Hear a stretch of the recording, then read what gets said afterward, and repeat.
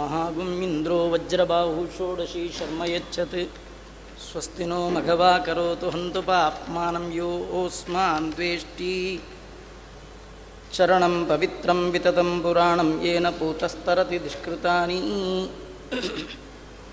जयति हरिरचिन्त्यः सर्वदेवैकवन्द्यः परमगुरुरभीष्टावाप्तितः सज्जनानां निखिलगुणगणार्णो नित्यनिर्मुक्तदोषः सरसिजनयनोऽसौ श्रीपतिर्मानदो नः बुद्धिर्बलं यशोधैर्यं निर्भयत्वमरोगता अजाड्यं वाक्पटुत्वं च हनुमत्स्मरणात् भवेत् भवति यदनुभावात् येडमुकोऽपि वाग्मी जडमतिरपि जन्तुर्जायते प्राज्ञमौलिः सकलवचनचेतो देवता भारती सा मम वचसि निधत्तां सन्निधिं मानसे च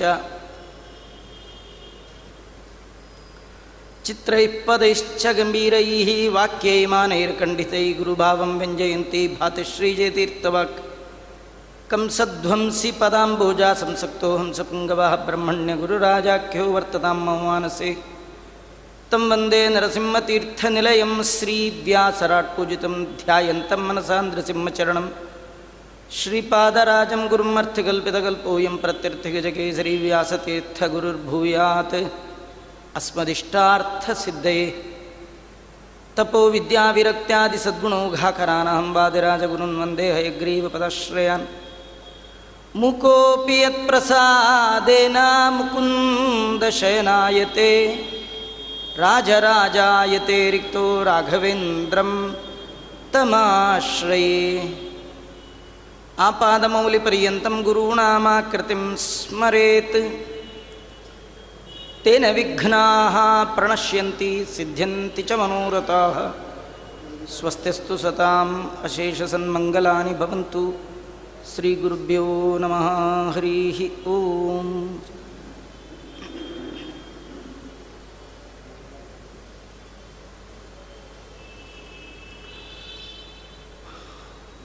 ದೇವರ ಪರಮಾನುಗ್ರಹದಿಂದ ಪಡೆದಂತಹ ಈ ಸಾಧನ ಶರೀರ ಅದರ ಒಳಗೆ ದೇವರು ಸಜ್ಜನರು ಸಾಧನೆ ಮಾಡಿಕೊಳ್ಳಲಿ ಅಂತ ಹೇಳಿ ಶರೀರ ಕೊಟ್ಟು ಶರೀರದ ಒಳಗೆ ಇಂದ್ರಿಯಗಳನ್ನಿಟ್ಟು ಯೋಚಿಸುವ ಮನಸ್ಸನ್ನು ಕೊಟ್ಟು ಸಜ್ಜನರು ಸಾಧನೆ ಮಾಡಲಿ ಅಂತ ಭಗವಂತ ಈ ಎಲ್ಲ ಸಾಧನೆಗಳನ್ನು ಕೊಟ್ಟಿದ್ದಾನಂತೆ. ಈ ದೇಹ, ಈ ಇಂದ್ರಿಯ ಇದನ್ನು ಬಳಸಿಕೊಂಡು ಭಗವಂತನ ಸರ್ವೋತ್ತಮತ್ವವನ್ನು ಅರಿತು ಜಗತ್ ಸತ್ಯತ್ವವನ್ನು ತಿಳಿದು ನಾವೆಲ್ಲ ಸರ್ವಕಾಲದಲ್ಲಿಯೂ ಕೂಡ ಅವನ ದಾಸ ಅನ್ನುವ ಭಾವನೆಯಿಂದ ಭಗವಂತನ ಆರಾಧನೆಯನ್ನು ಮಾಡ್ತಾ ಯಾರು ಜೀವನ ಯಜ್ಞವನ್ನೇ ಭಗವಂತನಿಗೆ ಅರ್ಪಣೆ ಮಾಡ್ತಾರೆ ಅವರು ಈ ಸಂಸಾರ ಸಾಗರದಿಂದ ಬಿಡುಗಡೆ ಹೊಂದಿ ಲಿಂಗದೇಹ ಭಂಗ ಮಾಡಿಕೊಂಡು ತಮ್ಮದೇ ಆಗಿರ್ತಕ್ಕಂಥ ಸ್ವರೂಪಭೂತವಾದ ಆನಂದದ ಆವಿರ್ಭಾವವನ್ನು ಮೋಕ್ಷವನ್ನು ಪಡಿತಾರೆ. ಇಂತಹ ಮೋಕ್ಷಕ್ಕೆ ಕಾರಣವಾದದ್ದು ಜ್ಞಾನ. ಯಾರಿಗೆ ಜ್ಞಾನ ಇಲ್ಲ ಅವರು ಎಂದೆಂದೂ ಕೂಡ ಈ ಸಂಸಾರದಿಂದ ಬಿಡುಗಡೆ ಹೊಂದಲಿಕ್ಕೆ ಸಾಧ್ಯವೇ ಇಲ್ಲ. ಅದು ಯಾವ್ಯಾವುದೋ ಜ್ಞಾನ ಇದ್ದರೆ ಸಾಲದು. ನಾವು ಜನಾರ್ದನನನ್ನು ಅರ್ಥಕೊಳ್ಬೇಕು. ಆ ಜನಾರ್ದನನ ಅರಿವು ಅದು ಮಾತ್ರ ಮೋಕ್ಷಕ್ಕೆ ಕಾರಣವಾದ ಜ್ಞಾನ. ದೇವರ ಬಗ್ಗೆ ತಿಳಿತಾ ತಿಳಿತಾ ತಿಳಿತಾ ಅವನಲ್ಲಿ ಒಂದು ನಿರಂತರವಾದ ಸ್ನೇಹ ಪ್ರೀತಿ ಹುಟ್ಟುತ್ತೆ. ಅದನ್ನು ಭಕ್ತಿ ಅಂತ ಕರೀತಾರೆ. ಯಾರಿಗೆ ಭಗವಂತನಲ್ಲಿ ಶಶ್ವದೇಕ ಪ್ರಕಾರಕವಾದ ಭಕ್ತಿ ಇದೆ ಅವರಿಗೆ ದೇವರನ್ನು ಬಿಟ್ಟು ಉಳಿದ ಪದಾರ್ಥಗಳಲ್ಲಿ ವೈರಾಗ್ಯ ಬರುತ್ತೆ, ಹೇಯತಾ ಭಾವನೆ ಬರುತ್ತೆ. ಇವು ಯಾವುವು ಭಗವಂತನನ್ನು ಹೊರತುಪಡಿಸಿದ ಇತರ ಯಾವುದೇ ಪದಾರ್ಥ ನನ್ನ ಹಿಂದೆ ಬರೋದಲ್ಲ. ಆದ್ದರಿಂದ ನಾನು ಜೀವನದ ಒಳಗೆ ಪಡಿಬೇಕಾದ್ದು, ಹೊಂದಬೇಕಾದ್ದು ಭಗವಂತನ ಜ್ಞಾನ, ಭಗವಂತನ ಪಾದ. ಪಡೆಯಬೇಕಾದ್ದು ದೇವರ ಜ್ಞಾನ, ಹೊಂದಬೇಕಾದ್ದು ದೇವರ ಪಾದ. ದೇವರ ಪಾದ ಹೊಂದಬೇಕು ಅನ್ನುವವ ಆ ಭಗವಂತನನ್ನು ತಿಳ್ಕೊಳ್ಬೇಕು. ದೇವರನ್ನು ತಿಳಿಯೋದು ಅಷ್ಟು ಸುಲಭ ಸಾಧ್ಯದ ಕೆಲಸ ಅಲ್ಲ. ಮುಖ್ಯಂತಿಯಂ ಸೂರಯ ನೈವೋದಾಪು ಗೃಣೋಂತೋಂತಂ ಯದ್ಗುಣಾನಾಂ ಅಜಾದಯ. ಲಕ್ಷ್ಮೀ ಬ್ರಹ್ಮಾದಿಗಳಿಗೆ ಭಗವಂತನ ಗುಣಗಾನ ಅಷ್ಟು ಸುಲಭ ಸಾಧ್ಯ ಅಲ್ಲ ಅಂತಾರೆ. ಬ್ರಹ್ಮಾದಿಗಳ ಮನದಲ್ಲಿ ತೋರದಲ್ಲೇ ಇರುತ್ತಿಪ್ಪ ಜಗನ್ನಾಥ ಬಿಟ್ಟಲ ಅಂತಾರೆ. ಅಂದಮೇಲೆ ದೇವರ ಜ್ಞಾನ ಪಡೆಯೋದು ಹೇಗೆ ಸಾಧ್ಯ? ದೇವರ ಜ್ಞಾನವನ್ನು ತಿಳಿಸುವವರಾದರೂ ಯಾರು? ಅದು ದೇವರಿಗೆ ಮಾತ್ರ ಸಾಧ್ಯ. ದೇವರ ಬಗ್ಗೆ ದೇವರಷ್ಟು ತಿಳಿದವರು ಮತ್ತಾರೂ ಇಲ್ಲ. ಹಾಗಾಗಿ ಭಗವಂತನ ಜ್ಞಾನ ಬೇಕು ಅನ್ನುವ ಬಯಕೆಯ ಹರಿಭಕ್ತರೆಲ್ಲ, ಬ್ರಹ್ಮಾದಿ ದೇವತೆಗಳೆಲ್ಲ ಭಗವಂತನನ್ನೇ ಪ್ರಾರ್ಥನೆ ಮಾಡಿದಾಗ ಅನೇಕ ಬಾರಿ ಭಗವಂತ ವ್ಯಾಸ ರೂಪದಿಂದ ಬಂದಿದ್ದಾನೆ. ಒಂದೇ ಬಾರಿ ಬಂದದ್ದಲ್ಲ.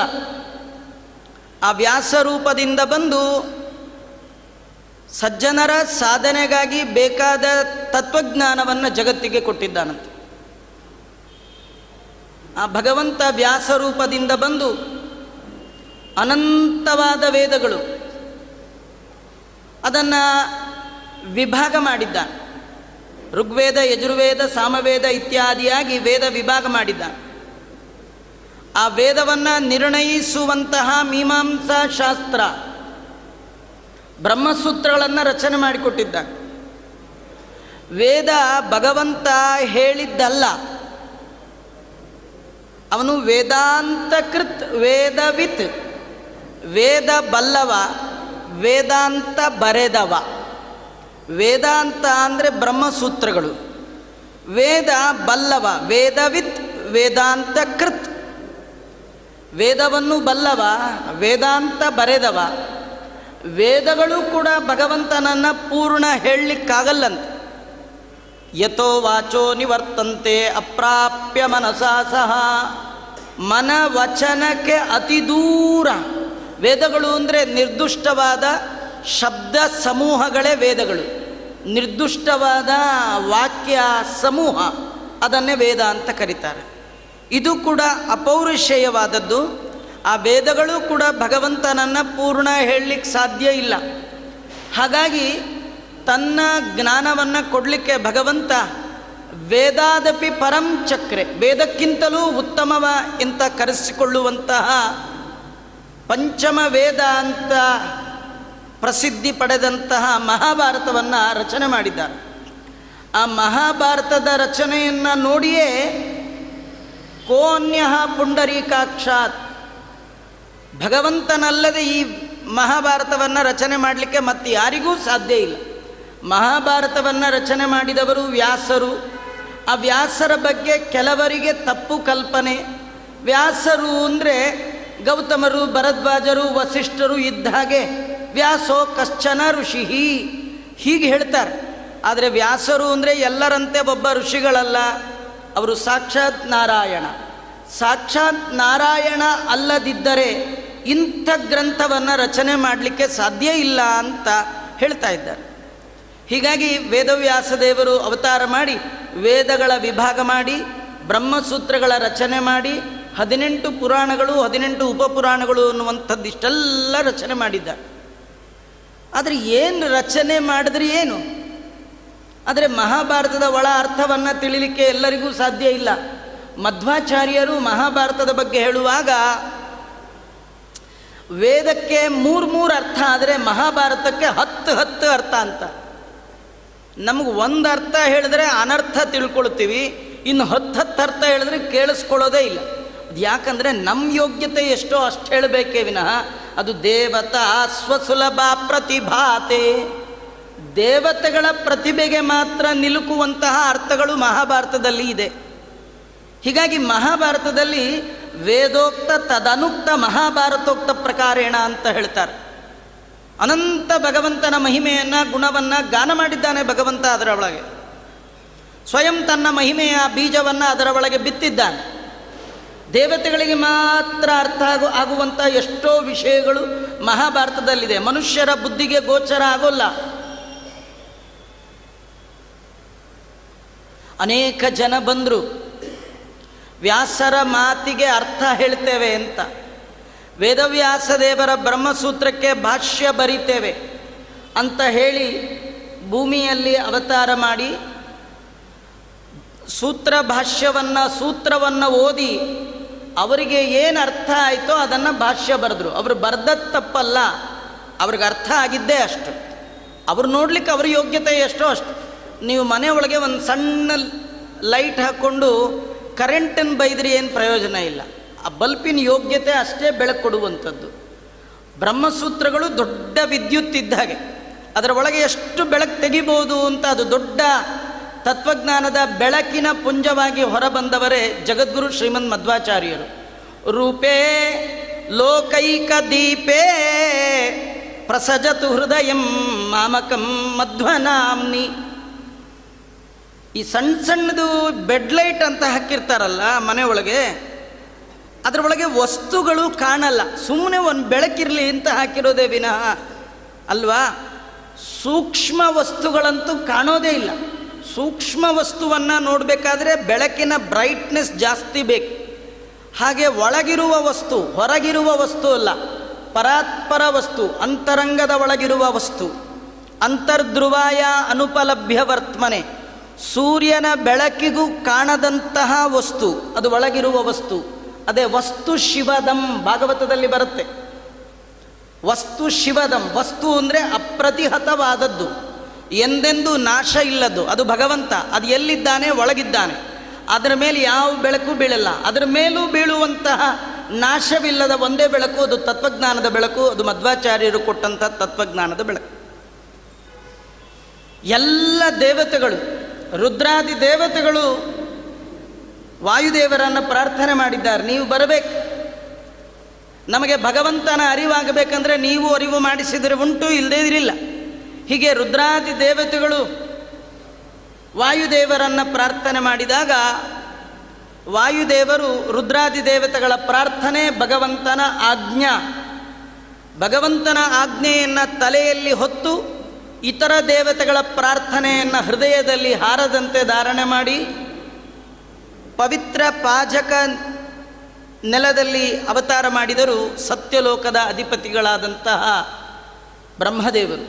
ಅವರೇ ಜಗದ್ಗುರು ಮಧ್ವಾಚಾರ್ಯರಾಗಿ ಬಂದು ಭಗವಂತನನ್ನು ಸರ್ವ ಮೂಲ, ಸರ್ವ ಅಂದರೆ ಭಗವಂತ, ಸರ್ವ ಶರ್ವ ಶಿವಸ್ಥಾಣು, ಅವನನ್ನು ಹೊಂದಲಿಕ್ಕೆ ಮೂಲವಾದ ಶಾಸ್ತ್ರಗಳ ಗುಂಪನ್ನು ನಮಗೆ ಕೊಟ್ಟಿದ್ದಾರೆ, ತತ್ವಜ್ಞಾನದ ಗುಂಪು. ಇಡೀ ಅದರ ಒಳಗಿನ ಸಾರ ಏನು, ಆಚಾರ್ಯರು ಕೊಟ್ಟದ್ದು ಏನು? ಯೋ ವಿಪ್ರಲಂಬ ವಿಪರೀತ ಮತಿಪ್ರಭೂತಾನ್ ವಾದಾನ್ ನಿರಸ್ಯ ಕೃತವಾನ್ ಭುವಿ ತತ್ವವಾದಂ. ಮುಖ್ಯ ತತ್ವ ಏನು? ಸರ್ವೇಶ್ವರೋ ಹರಿಹಿ ಇತಿ ಪ್ರತಿಪಾದಯಂತಂ ಆನಂದತೀರ್ಥ ಮುನಿವರ್ಯ ಮಹಂ ನಮಾಮಿ. ಜಗದ್ಗುರು ಶ್ರೀಮದ್ ಆನಂದತೀರ್ಥ ಭಗವತ್ಪಾದಾಚಾರ್ಯರು ಅದುವರೆಗೆ ಜಿಜ್ಞಾಸುಗಳು ಕೇಳರಿಯದಂತಹ ಅತ್ಯದ್ಭುತವಾದ ತತ್ವದ ಗೊಂಚಲನ್ನು ಕೊಟ್ಟಿದ್ದಾರೆ. ತತ್ವ ಅಂದರೆ ದೂಷಣೆ ಮಾಡಲಿಕ್ಕೆ ಬರೋಲ್ಲ, ಅನಾರೋಪಿತಂ ತತ್ವಂ ಅಂತ. ಬೇರೆಯವರು ಹೇಳಿದ್ದೆಲ್ಲ ಅದನ್ನು ಆರೋಪ ಮಾಡಿ ಅಪಲಾಪ ಮಾಡಿ ಖಂಡನೆ ಮಾಡಿ ಆಗಿದೆ. ಆದರೆ 1000 ವರ್ಷಗಳು ಕಳೀತಾ ಬಂದರೂ ಕೂಡ ಆಚಾರ್ಯರ ಸತ್ಸಿದ್ಧಾಂತವನ್ನು ಅಲ್ಲಗಳೆಯುವಂಥ ಇನ್ನೊಂದು ಸಿದ್ಧಾಂತ ಬರಲೇ ಇಲ್ಲ. ಆಚಾರ್ಯರದು ಅನುಭವ ಸಿದ್ಧಾಂತ, ಅನುಭವಕ್ಕೆ ಬರುವಂತಹ ಸಿದ್ಧಾಂತ. ಅನುಭವಿಸಿದ ಅನುಭಾವಿಗಳು ಜಗದ್ಗುರು ಶ್ರೀಮನ್ ಮಧ್ವಾಚಾರ್ಯರು. ಹೀಗಾಗಿ ಅವರು ಕೊಟ್ಟ ತತ್ವ ಬಹಳ ದೊಡ್ಡದು. ಅಂದರೆ ಒಂದು ದೊಡ್ಡ ತತ್ವ, ಸರ್ವೇಶ್ವರೋ ಹರಿಹಿ ಇತಿ ಪ್ರತಿಪಾದಯಂತಂ ಆನಂದತೀರ್ಥ ಮುನಿವರ್ಯ ಮಹಂ ನಮಾಮಿ. ನಾವು ಜೀವನದಲ್ಲಿ ಏನು ತಿಳಿರಿ ಏನು ಬಿಡ್ರಿ, ಒಂದನ್ನು ತಿಳಿರಿ, ಎಲ್ಲ ತಿಳಿಯತ್ತೆ. ಉಪನಿಷತ್ತಿನ ಸಾರ, ಯಾವುದನ್ನು ತಿಳಿಯುವುದರಿಂದ ಎಲ್ಲ ತಿಳಿದ ಹಾಗಾಗತ್ತೋ ಅದು ಯಾವುದು ಅಂತ ಕೇಳಿದ್ದಾರೆ ಋಷಿಗಳು. ಹಾಗಾದರೆ ಯಾವುದನ್ನು ನಾವು ತಿಳಿಬೇಕು ಜೀವನದಲ್ಲಿ ಅಂದರೆ ಸರ್ವೇಶ್ವರೋ ಹರಿಹಿ, ಭಗವಂತ ಸರ್ವೋತ್ತಮ. ಅವನನ್ನು ಬಿಟ್ಟರೆ ಇನ್ನೊಬ್ಬರು ಸರ್ವೋತ್ತಮರಿಲ್ಲ. ನಾವು ಭಗವಂತನ ದಾಸ. ಇದೆರಡು ನೀವು ತಿಳಿದರೆ ಭಗವಂತನನ್ನು ಸರ್ವೋತ್ತಮ ಅನ್ನುವ ಒಂದು ಜ್ಞಾನ ಬೀಜಭೂತವಾಗಿ ನಿಮ್ಮಲ್ಲಿತ್ತು ಅಂದರೆ ಉಳಿದದ್ದನ್ನು ಭಗವಂತ ತಾನೇ ಕೊಡ್ತಾನೆ. ನೀವು ದೇವರನ್ನು ಸರ್ವೋತ್ತಮ ಅಂತ ತಿಳಿದು ಭಜಿಸುವುದೇ ಫಲವಿದು ಬಾಳ್ದುದಕ್ಕೆ. ಆ ಭಗವಂತನನ್ನು ಸರ್ವೋತ್ತಮ ಅಂತ ತಿಳಿದ್ರಿ, ನಿನ್ನ ಹೊರೆತು ಪೊರೆಬವರ ನಾನರಿಯೇ ಹರಿಯೇ ಅನ್ಯಥಾ ಶರಣಂ ನಾಸ್ತಿ, ನೀನೇ ಸರ್ವೋತ್ತಮ ಅಂತ ಹೀಗೆ ನೀವು ಉಪಾಸನೆ ಮಾಡಿದ್ರಿ. ಇನ್ನು ಅದಕ್ಕೆ ಬೇಕಾದ ಪೂರಕವಾದ ತತ್ವಗಳನ್ನು ಭಗವಂತ ಗುರುಗಳನ್ನು ಕೊಟ್ಟು ತದ್ವಾರ ಜ್ಞಾನವನ್ನು ಭಗವಂತ ತಾನೇ ಉಪದೇಶ ಮಾಡ್ತಾನೆ. ಭಗವಂತ ಸರ್ವೋತ್ತಮ ಅನ್ನಲಿಕ್ಕೆ ಉಳಿದದ್ದೆಲ್ಲ ಅವಯವಗಳಿದ್ದಾಗೆ, ಅವೆಲ್ಲ ಬೇಕು. ಅವೆಲ್ಲದರುಗಳಿಂದ ಮುಖ್ಯವಾಗಿ ಪ್ರತಿಪಾದಿತವಾದ ತತ್ವ ಹರಿ ಸರ್ವೋತ್ತಮ. ಈಗ ಜಗತ್ತಲ್ಲಿ ಬಂದ ತತ್ವಗಳಲ್ಲಿ 3 ಪ್ರಧಾನ ತತ್ವ, ದ್ವೈತ, ಅದ್ವೈತ, ವಿಶಿಷ್ಟ ಅದ್ವೈತ ಅಂತ. ಮೊಟ್ಟ ಮೊದಲ ಬಂದಿದ್ದು ಅದ್ವೈತ, ಅದಕ್ಕೂ ಮುಂಚೆ ಬೇರೆ ಇತ್ತು. ಆದರೆ ದ್ವಿತ್ವ ಅನ್ನೋದಿಲ್ಲ, ಎರಡು ಅಂತಿಲ್ಲ, ಎಲ್ಲ ಒಂದೇ. ಇದು ಒಬ್ಬರು ಹೇಳೋದು. ಆಗಿನ ಕಾಲಕ್ಕೆ ದೇವರನ್ನು ನಂಬುವವರು ಯಾರೂ ಇರಲಿಲ್ಲ. ವೇದಗಳನ್ನೆಲ್ಲ ಅದು ಏನು ಕೆಲಸಕ್ಕೆ ಬಾರದು ಹೀಗೆಲ್ಲ ಅಂತಿದ್ರು. ಹಾಗಾಗಿ ವೇದಗಳ ಪ್ರಾಮಾಣ್ಯವನ್ನು ಹೇಳಬೇಕಿತ್ತು. ಆ ಸಂದರ್ಭದಲ್ಲಿ ವೇದಗಳೆಲ್ಲ ಪ್ರಮಾಣ, ಯಜ್ಞ ಯಾಗಾದಿಗಳನ್ನೆಲ್ಲ ಮಾಡಬೇಕು ಅಂದಾಗ ಹಾಗಾದ್ರೆ ದೇವರು ಅಂದರೆ ಯಾರು ಅಂತ ಪ್ರಶ್ನೆ ಬಂತು. ಆಗ ಅವ್ರು ಹೇಳಿದ್ರು, ದೇವರು ಅಂದರೆ ಬೇರೆ ಯಾರಲ್ಲ, ನೀನೇ ದೇವರು. ಅದು ನಿನ್ನೊಳಗೆ ನೀನು ದೇವರನ್ನು ನೋಡ್ಕೊಳ್ಬೇಕು, ನಿನ್ನನ್ನು ಬಿಟ್ಟು ಇನ್ನೊಂದಿಲ್ಲ. ಬ್ರಹ್ಮ ಸತ್ಯಂ ಜಗನ್ಮಿಥ್ಯ ಜೀವ ಬ್ರಹ್ಮ ಏವ ನ ಅಪರ, ಇನ್ನೊಂದಿಲ್ಲೇ ಇಲ್ಲ. ಜೀವನನ್ನು ಬಿಟ್ಟು ಇನ್ನೊಂದಿಲ್ಲ, ಜೀವನೇ ಬ್ರಹ್ಮ ಅಂತ ಹೀಗೆ ಒಂದು ತತ್ವವನ್ನು ಒಬ್ಬರು ಹೇಳಿ ಹೋದರು. ಆಗಿನ ಕಾಲಕ್ಕೆ ಅದೇ ಹೊಸ ಇನ್ವೆನ್ಷನ್ ಇತ್ತು, ಆಗಿನ ಕಾಲಕ್ಕೆ ಅದೇ ದೊಡ್ಡದು. ಆ ನಂತರದಲ್ಲಿ ಒಬ್ಬರು ಬಂದರು, ಅವರಂದರು ನಾನು ದೇವರಾಗ್ಲಿಕ್ಕೆ ಸಾಧ್ಯ ಇಲ್ಲ, ಯಾಕಂದರೆ ನಾನು ಈ ಸಂಸಾರದಲ್ಲಿದ್ದೇನೆ.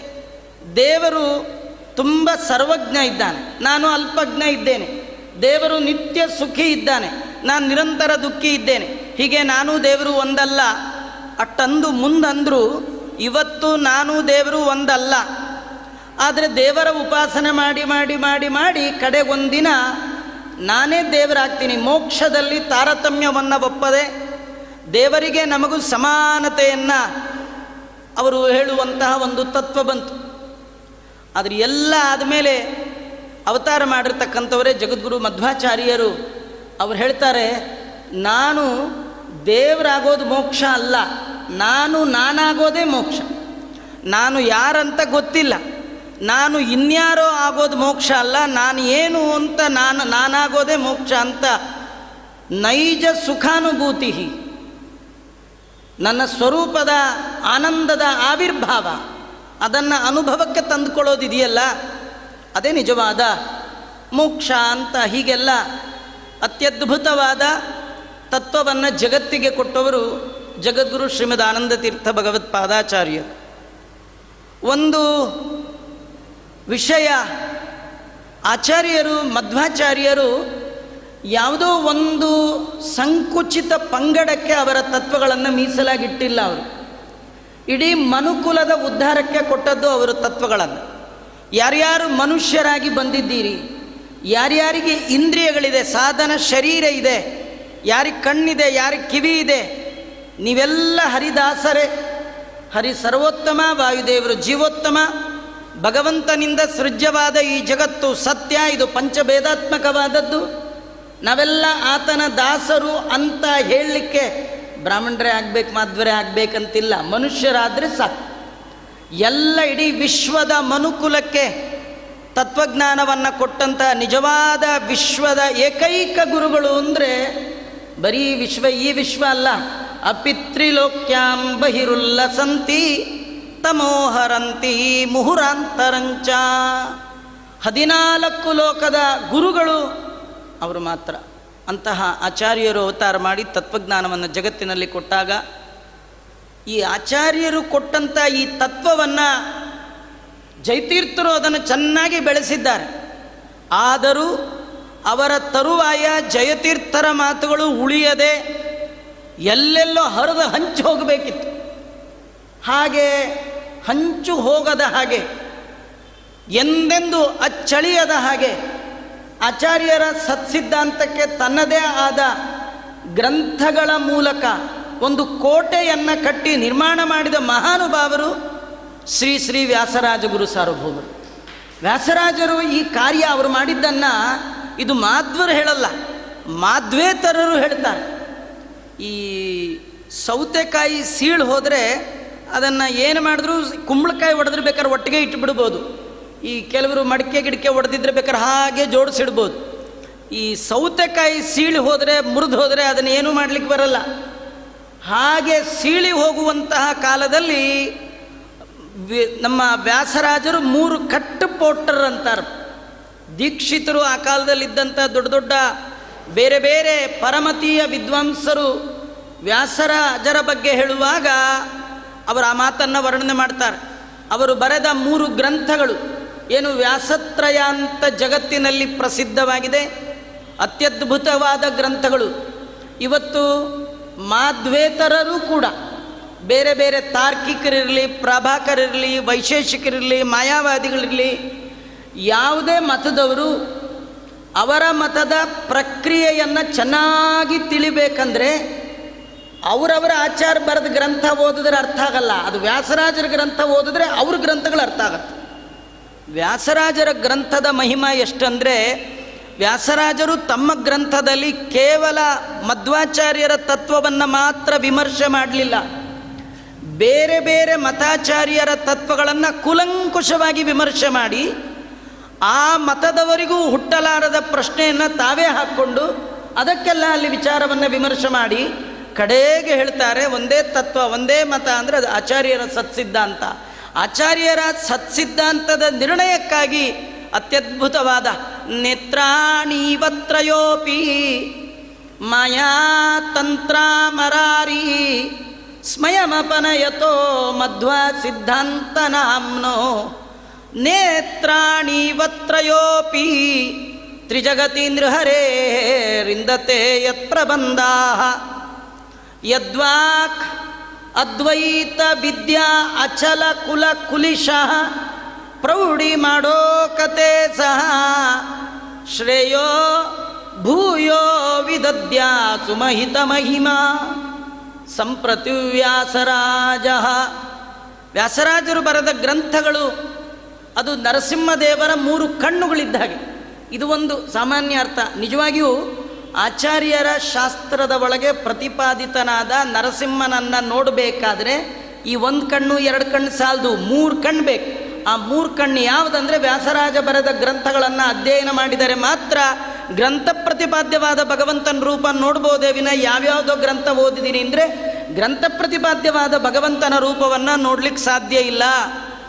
ನಿಮಗೆ ದೇವರ ದರ್ಶನ ಆಗಬೇಕಾ, ಮೋಕ್ಷ ಆಗಬೇಕಾ, ಸರಿಯಾದ ಜ್ಞಾನ ಆಗಬೇಕಾ, ನಿಶ್ಚಿತ ತತ್ವಜ್ಞಾನ ಆಗಬೇಕಾ, ಅನಿವಾರ್ಯವಾಗಿ ಅಧ್ಯಯನ ಮಾಡಲೇಬೇಕಾದ ಗ್ರಂಥಗಳು ನ್ಯಾಯಾಮೃತ, ತರ್ಕತಾಂಡವ, ಚಂದ್ರಿಕಾ ಅನ್ನುವಂತಹ ಅದ್ಭುತ ಗ್ರಂಥಗಳು.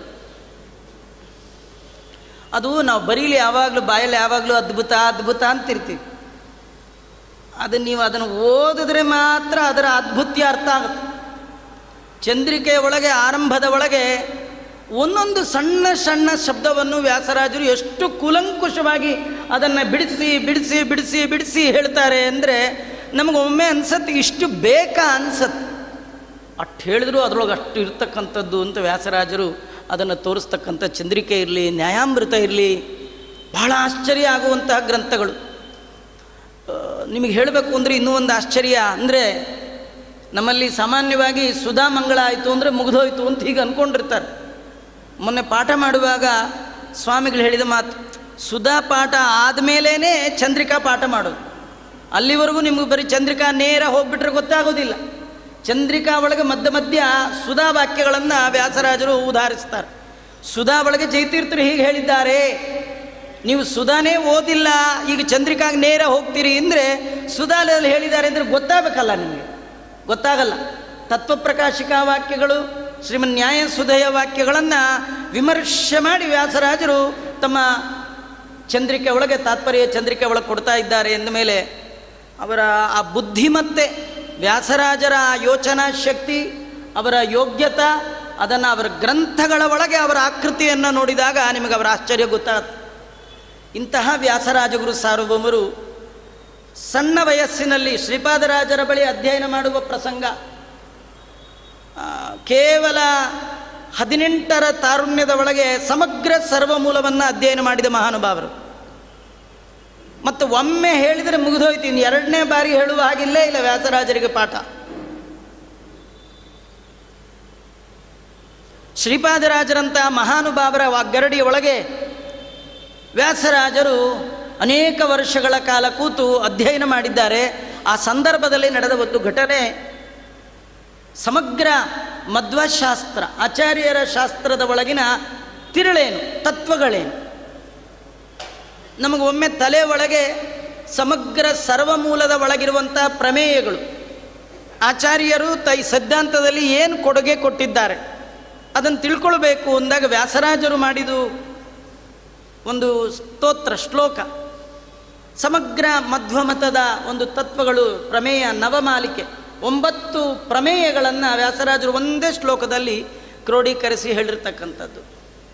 ಶ್ರೀಮನ್ಮಧ್ವಮತೆ ಹರಿಪರತರ ಸತ್ಯಂ ಜಗತ್ತತ್ವತೋ ಭೇದೋ ಜೀವಗಣ ಹರೇರನುಚರಾ ನಿಚೋಚ್ಚ ಭಾವಂಗತಾ ಮುಕ್ತಿ ನೈಜ ಸುಖಾನುಭೂತಿ ಅಮಲಾ ಭಕ್ತಿಶ್ಚ ತತ್ಸಾಧನಂ ಅಕ್ಷಾದಿತ್ರಿತಯಂ ಪ್ರಮಾಣಮಖಿಲಾಂ ನಾಯೈಕ ವೇದ್ಯೋ ಹರಿಹಿ. ಎಲ್ಲ ಸಮಗ್ರ ತತ್ವ. ಇದು ಒಂದೊಂದು ತತ್ವಗಳನ್ನಿಟ್ಕೊಂಡು ಅದರ ಬಗ್ಗೆ ವಿಚಾರ ಮಾಡ್ತಾ ಹೋಯಿತು ಅಂದರೆ ಇಡೀ ಆಚಾರ್ಯರ ಸತ್ಸಿದ್ಧಾಂತದಲ್ಲಿ ಬಂದ ಎಲ್ಲ ಜ್ಞಾನಿಗಳು ಬರೆದ ಪುಸ್ತಕಗಳು ಅದರೊಳಗಿದೆ. ಈ ವಿಷಯ ಬಂದಿಲ್ಲ, ಈ ವಿಷಯ ಬಂದಿಲ್ಲ ಅಂತಿಲ್ಲ. ಕೆಲವು ಸತಿ ನಮಗೆ ನೋಡುವಾಗ ವ್ಯಾಸರಾಜರು ಈ ಶ್ಲೋಕದಲ್ಲಿ ಈ ವಿಷಯ ಬಿಟ್ಟುಬಿಟ್ಟಿದ್ದಾರೆ, ಇದೊಂದು ಬರ್ದಿಲ್ಲ, ಕೆಲವ್ರು ಹೀಗೆಲ್ಲ ತಲೆ ಓಡ್ಬಿಡುತ್ತೆ. ವ್ಯಾಸರಾಜರಿಗಿಂತೂ ಬ್ರಿಲಿಯಂಟ್ ಇರ್ತಾರೆ ಕೆಲವರು, ಗೊತ್ತಾಗಲ್ಲ. ಅವರು ಆ ಥರ ಎಲ್ಲ ಹೇಳ್ತಾರೆ. ಅವರು ನಿಮ್ಗೆ ಯಾರಿಗಾದರೂ ಹಾಗೆ ಅನ್ನಿಸಿದ್ರೆ ಅದನ್ನು ವ್ಯಾಸರಾಜರು ಹೇಳಿಲ್ಲ ಅಂತ ತಿಳ್ಕೊಳ್ಬೇಡಿ, ಆ ಶ್ಲೋಕದ ಒಳಗೆ ನಮಗೆ ತಿಳಿತಾ ಇಲ್ಲ ಅಂತ ತಿಳ್ಕೊಳ್ಳಿ. ನೀವು ತಿಳಿದವ್ರನ್ನ ಕೇಳಿದ್ರೆ ಈ ಪದದ ಒಳಗೆ ವ್ಯಾಸರಾಜರು ಈ ವಾಕ್ಯವನ್ನು ಇಟ್ಟಿದ್ದಾರೆ ಅಂತ ತಿಳಿಸ್ತಾರೆ. ನಾವು ತಿಳಿದದ್ದೇ ತಿಳುವಳಿಕೆ ಅಲ್ಲ, ನಾವು ನಮ್ಮ ಯೋಗ್ಯತೆ ತಕ್ಕಷ್ಟು ತಿಳಿಬೋದೇ ವಿನಃ ವ್ಯಾಸರಾಜರು ಒಂದು ಶಬ್ದ ಪ್ರಯೋಗ ಮಾಡಿದ್ರೆ ಆ ಶಬ್ದದ ಹಿನ್ನೆಲೆಯಲ್ಲಿ ಅವರ ತಲೆ ಒಳಗೆ ಎಷ್ಟೆಲ್ಲ ಅರ್ಥ ವಿಸ್ತಾರ ಇಟ್ಕೊಂಡು ಹೇಳಿರ್ತಾರೆ, ನಿಮಗೇನು ಗೊತ್ತಿದೆ ಅಲ್ವಾ? ಯಾರಾದರೂ ಏನಾದರೂ ಒಂದು ವಾಕ್ಯ ಹೇಳಬೇಕಾದ್ರೆ ಅದಕ್ಕೆ ವಿವಕ್ಷಿತ ಅಂತಾರೆ. ಅವರ ತಲೆ ಒಳಗೆ ಏನೇನೋ ಅರ್ಥ ಇಟ್ಕೊಂಡು ಅವರು ತುಂಬ ಮಾತಾಡಲ್ಲ, ಒಂದು ಮಾತಾಡಿರ್ತಾರೆ, ಅದರ ಹಿನ್ನೆಲೆಯಲ್ಲಿ ನೂರಾರು ಕಥೆಗಳನ್ನು, ನೂರಾರು ಪ್ರಮೇಯಗಳನ್ನು ಅಡಕ ಮಾಡುವ ಯೋಗ್ಯತೆ ಭಗವಂತ ಅವರಿಗೆ ಕೊಟ್ಟುಬಿಟ್ಟಿರ್ತಾರೆ. ಹೀಗಾಗಿ ಅವರು ಏನಾರು ಹೇಳಿದ್ದಾರೆ ಅಂದರೆ ಅದರೊಳಗೆ ಇದಿಲ್ಲ ಅದಿಲ್ಲ ನೀವು ಹೇಳಬೇಡಿ, ನಿಮಗಿನ್ನೂ ಅದರೊಳಗೆ ಅದನ್ನು ನೋಡಲಿಕ್ಕೆ ಬಂದಿಲ್ಲ ಅಂತ ತಿಳ್ಕೊಳ್ಳಿ. ದೊಡ್ಡವರ ಮಾತಲ್ಲಿ ಎಲ್ಲಾದರೂ ವೈರುಧ್ಯ ಕಂಡಾಗ ವ್ಯಾಸರಾಜರು ಹಿಂಗಂತಾರೆ, ವಾದರಾಜರು ಹೀಗಂತಾರೆ, ಅವರಿಬ್ಬರದು ಸ್ವಲ್ಪ ಯಾಕೋ ಕಾಂಟ್ರವರ್ಷಿ ಹಂಗನ್ಬೇಡಿ. ನಿಮಗೆ ಆ 2 ವಾಕ್ಯಗಳ ಏಕತಾ ರೂಪ ಹೇಗೆ ನೋಡಲಿಕ್ಕೆ ನಿಮಗೆ ಬಂದಿಲ್ಲ. ನಿಮ್ಮ ಜ್ಞಾನ ಪರಿಪಕ್ವ ಆದಾಗ ಆ ದೊಡ್ಡವರ ಮಾತುಗಳ ಒಳಗಿರುವ ಸರಿಯಾದ ಅರ್ಥ ನಮಗಾಗತ್ತೆ.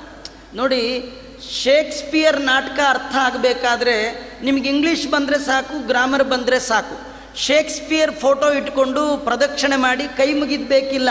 ಆದರೆ ವ್ಯಾಸರಾಜರ ಗ್ರಂಥಗಳ ಒಳಗಿನ ಒಂದು ವಾಕ್ಯ ಅರ್ಥ ಆಗಬೇಕಾದ್ರೆ ಅನೇಕ ಜ್ಞಾನಿಗಳ ಪರಮಾನುಗ್ರಹ ಬೇಕು, ವ್ಯಾಸರಾಜರ ಪರಮಾನುಗ್ರಹ ಬೇಕು. ವ್ಯಾಸರಾಜರ ಅನುಗ್ರಹ ಇಲ್ಲದಿದ್ದರೆ ಅವರ ನಂತರದಲ್ಲಿ ಬಂದಂಥ ಅನೇಕ ಜ್ಞಾನಿ ವರೆಣ್ಯರೇನಿದ್ದಾರೆ ಅವರ ಅನುಗ್ರಹ ಇಲ್ಲ ಅಂತಾದರೆ ನಿಮಗೆ ವ್ಯಾಸರಾಜರ ಯಾವ ವಾಕ್ಯವೂ ತನ್ನ ಒಡಲ ಒಳಗಿರುವ ಅರ್ಥವನ್ನು ಬಿಟ್ಟುಕೊಡಲ್ಲ. ನಮ್ಮ ಯೋಗ್ಯತೆ ಎಷ್ಟೋ ಅಷ್ಟೇ ನಮಗೆ ಅರ್ಥ ಆಗುತ್ತೆ ವಿನಃ ವ್ಯಾಸರಾಜರು ಏನೆಲ್ಲ ಹೇಳಿದ್ದಾರೆ ಅಷ್ಟೆಲ್ಲ ಅರ್ಥ ಮಾಡಿಕೊಳ್ಳುವ ಯೋಗ್ಯತೆ ಇಲ್ಲ. ಇದನ್ನು ನಾವು ಮೊದಲು ಮನಸ್ಸಿನಲ್ಲಿ ಇಟ್ಕೊಂಡು ವ್ಯಾಸರಾಜರು, ಜಯತೀರ್ಥರು, ರಘೋತ್ತಮರು ಇವರೆಲ್ಲರ ಗ್ರಂಥವನ್ನು ಓದುವಾಗ ಬಹಳ ಎಚ್ಚರಿಕೆಯಿಂದ ಓದಬೇಕು. ನಿಮಗೆ ಅವರ ಗ್ರಂಥ ಅರ್ಥ ಆಗದಿದ್ರೆ ಏನು ಪ್ರಾಬ್ಲಮ್ ಇಲ್ಲ. ಒಂದು ತಿಳ್ಕೊಳ್ಳಿ, ಈ ಗ್ರಂಥ ನನ್ನ ಸಲುವಾಗಿ ಏನು ಮಾಡಿದ್ದಲ್ಲ, ನನಗಿಂತೂ ದೊಡ್ಡ ದೊಡ್ಡವರಿದ್ದಾರೆ, ದೇವಾನಾಮೇವ ಅಧಿಕಾರಿಣಾಂನತು ವಯಂ ಅಂತ.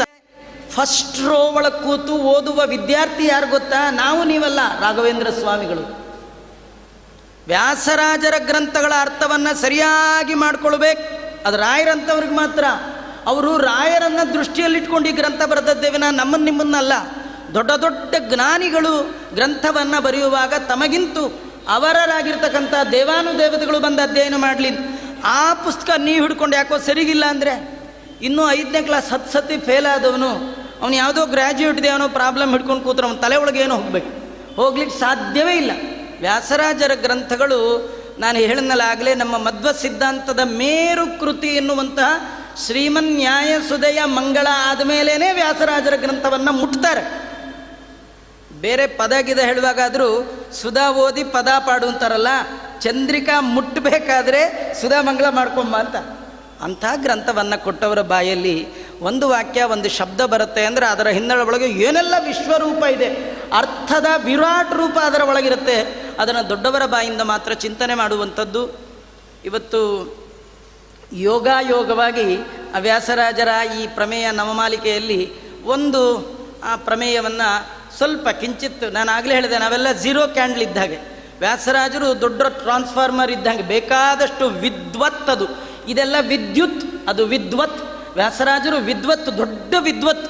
ಅದರೊಳಗಿನ ಸ್ವಲ್ಪ ಕರೆಂಟ್ ನಾವು ಪಾಸ್ ಮಾಡ್ಕೊಂಡು ಝೀರೋ ಕ್ಯಾಂಡಲ್ ಥರ ನಿಮ್ಗೊಂಚೂರು ಹೇಳ್ಬೋದೇ ವಿನಃ ಅವರಲ್ಲಿ ಎಷ್ಟಿತ್ತು ಅಷ್ಟು ನಮ್ಮಲ್ಲಿ ಹರಿಸ್ಬಿಟ್ರೆ ಅದು ಒಡೆದೇ ಹೋಗ್ಬಿಡುತ್ತೆ. ಬಲ್ಬ್ ಹೆವಿ ವೋಲ್ಟೇಜ್ ಬಂದರೆ ಬಲ್ಪೇ ಹೋಗ್ಬಿಡುತ್ತಲ್ಲ, ನಮ್ಮ ಝೀರೋ ಕ್ಯಾಂಡಲ್ ಎಷ್ಟೋ ಅಷ್ಟೇ ಹೇಳ್ಬೋದು. ಹಾಗಾದರೆ ವ್ಯಾಸರಾಜರ ಈ ಪ್ರಮೇಯ ನವಮಾಲಿಕೆಯಲ್ಲಿ ದೊಡ್ಡ ಒಂದು ತತ್ವ, ಜಗತ್ತಿಗೆ ಆಚಾರ್ಯರು ಕೊಟ್ಟಂಥ ತತ್ವದ ಅಡಿಯಲ್ಲಿ ಹರಿಹಿ ಪರತರಹ, ಶ್ರೀಮನ್ಮಧ್ವಮತೆ ಹರಿಪರತರಹ ಅಲ್ಲ, ಇದು ವಿಶಿಷ್ಟಾದ್ವೈತಿಗಳು ಹೇಳಿದ್ದಾರೆ. ಆಚಾರ್ಯರದೇನು ಸ್ಪೆಷಾಲಿಟಿ ಅಂತ. ಹರಿ ಸರ್ವೋತ್ತಮ ಅದು ವಿಶಿಷ್ಟಾದ್ವೈತಿಗಳು ಹೇಳ್ತಾರೆ. ಮತ್ತು ಆಚಾರ್ಯದೇನು ಸ್ಪೆಷಾಲಿಟಿ? ಆಚಾರ್ಯರದೇ ಸ್ಪೆಷಾಲಿಟಿ, ಅದು ಅವ್ರದ್ದು ಸ್ಪೆಷಾಲಿಟಿ ಅಲ್ಲ. ಯಾಕೆಂದರೆ ಇವತ್ತು ಪುರಾಣ ಹೇಳುವಾಗ ಹರಿ ಸರ್ವೋತ್ತಮ ಅಂತಾರೆ, ಮುಂದೆ ಮೋಕ್ಷಕ್ಕೆ ಹೋದಾಗ ನೀನೇ ಹರಿ ಆಗ್ತೀಯ ಅಂತಾರೆ. ಮತ್ತು ಅದು ಸ್ಪೆಷಾಲಿಟಿನೇ. ನೋಡಿ, ಬೇರೆಯವ್ರನ್ನಾರು ನಂಬೋದು, ಅವ್ರು ನಂಬಲೇಬಾರ್ದು. ಬೇರೆಯವರು ನೋಡುವಾಗಲೇ ವ್ಯಾಘ್ರ ಅಂತ ಗೊತ್ತಾಗ್ಬಿಡುತ್ತೆ, ನೋಡುವಾಗಲೇ ಹುಲಿ. ಈಗ ಕೆಲವ್ರು ಹಾಗಲ್ಲ, ನೋಡುವಾಗ ಹಸು ಥರ ಇರ್ತಾರೆ, ಆಮೇಲೆ ಗೊತ್ತಾಗುತ್ತೆ ಹುಲಿ. ಅದು ಭಾರಿ ಮೋಸ.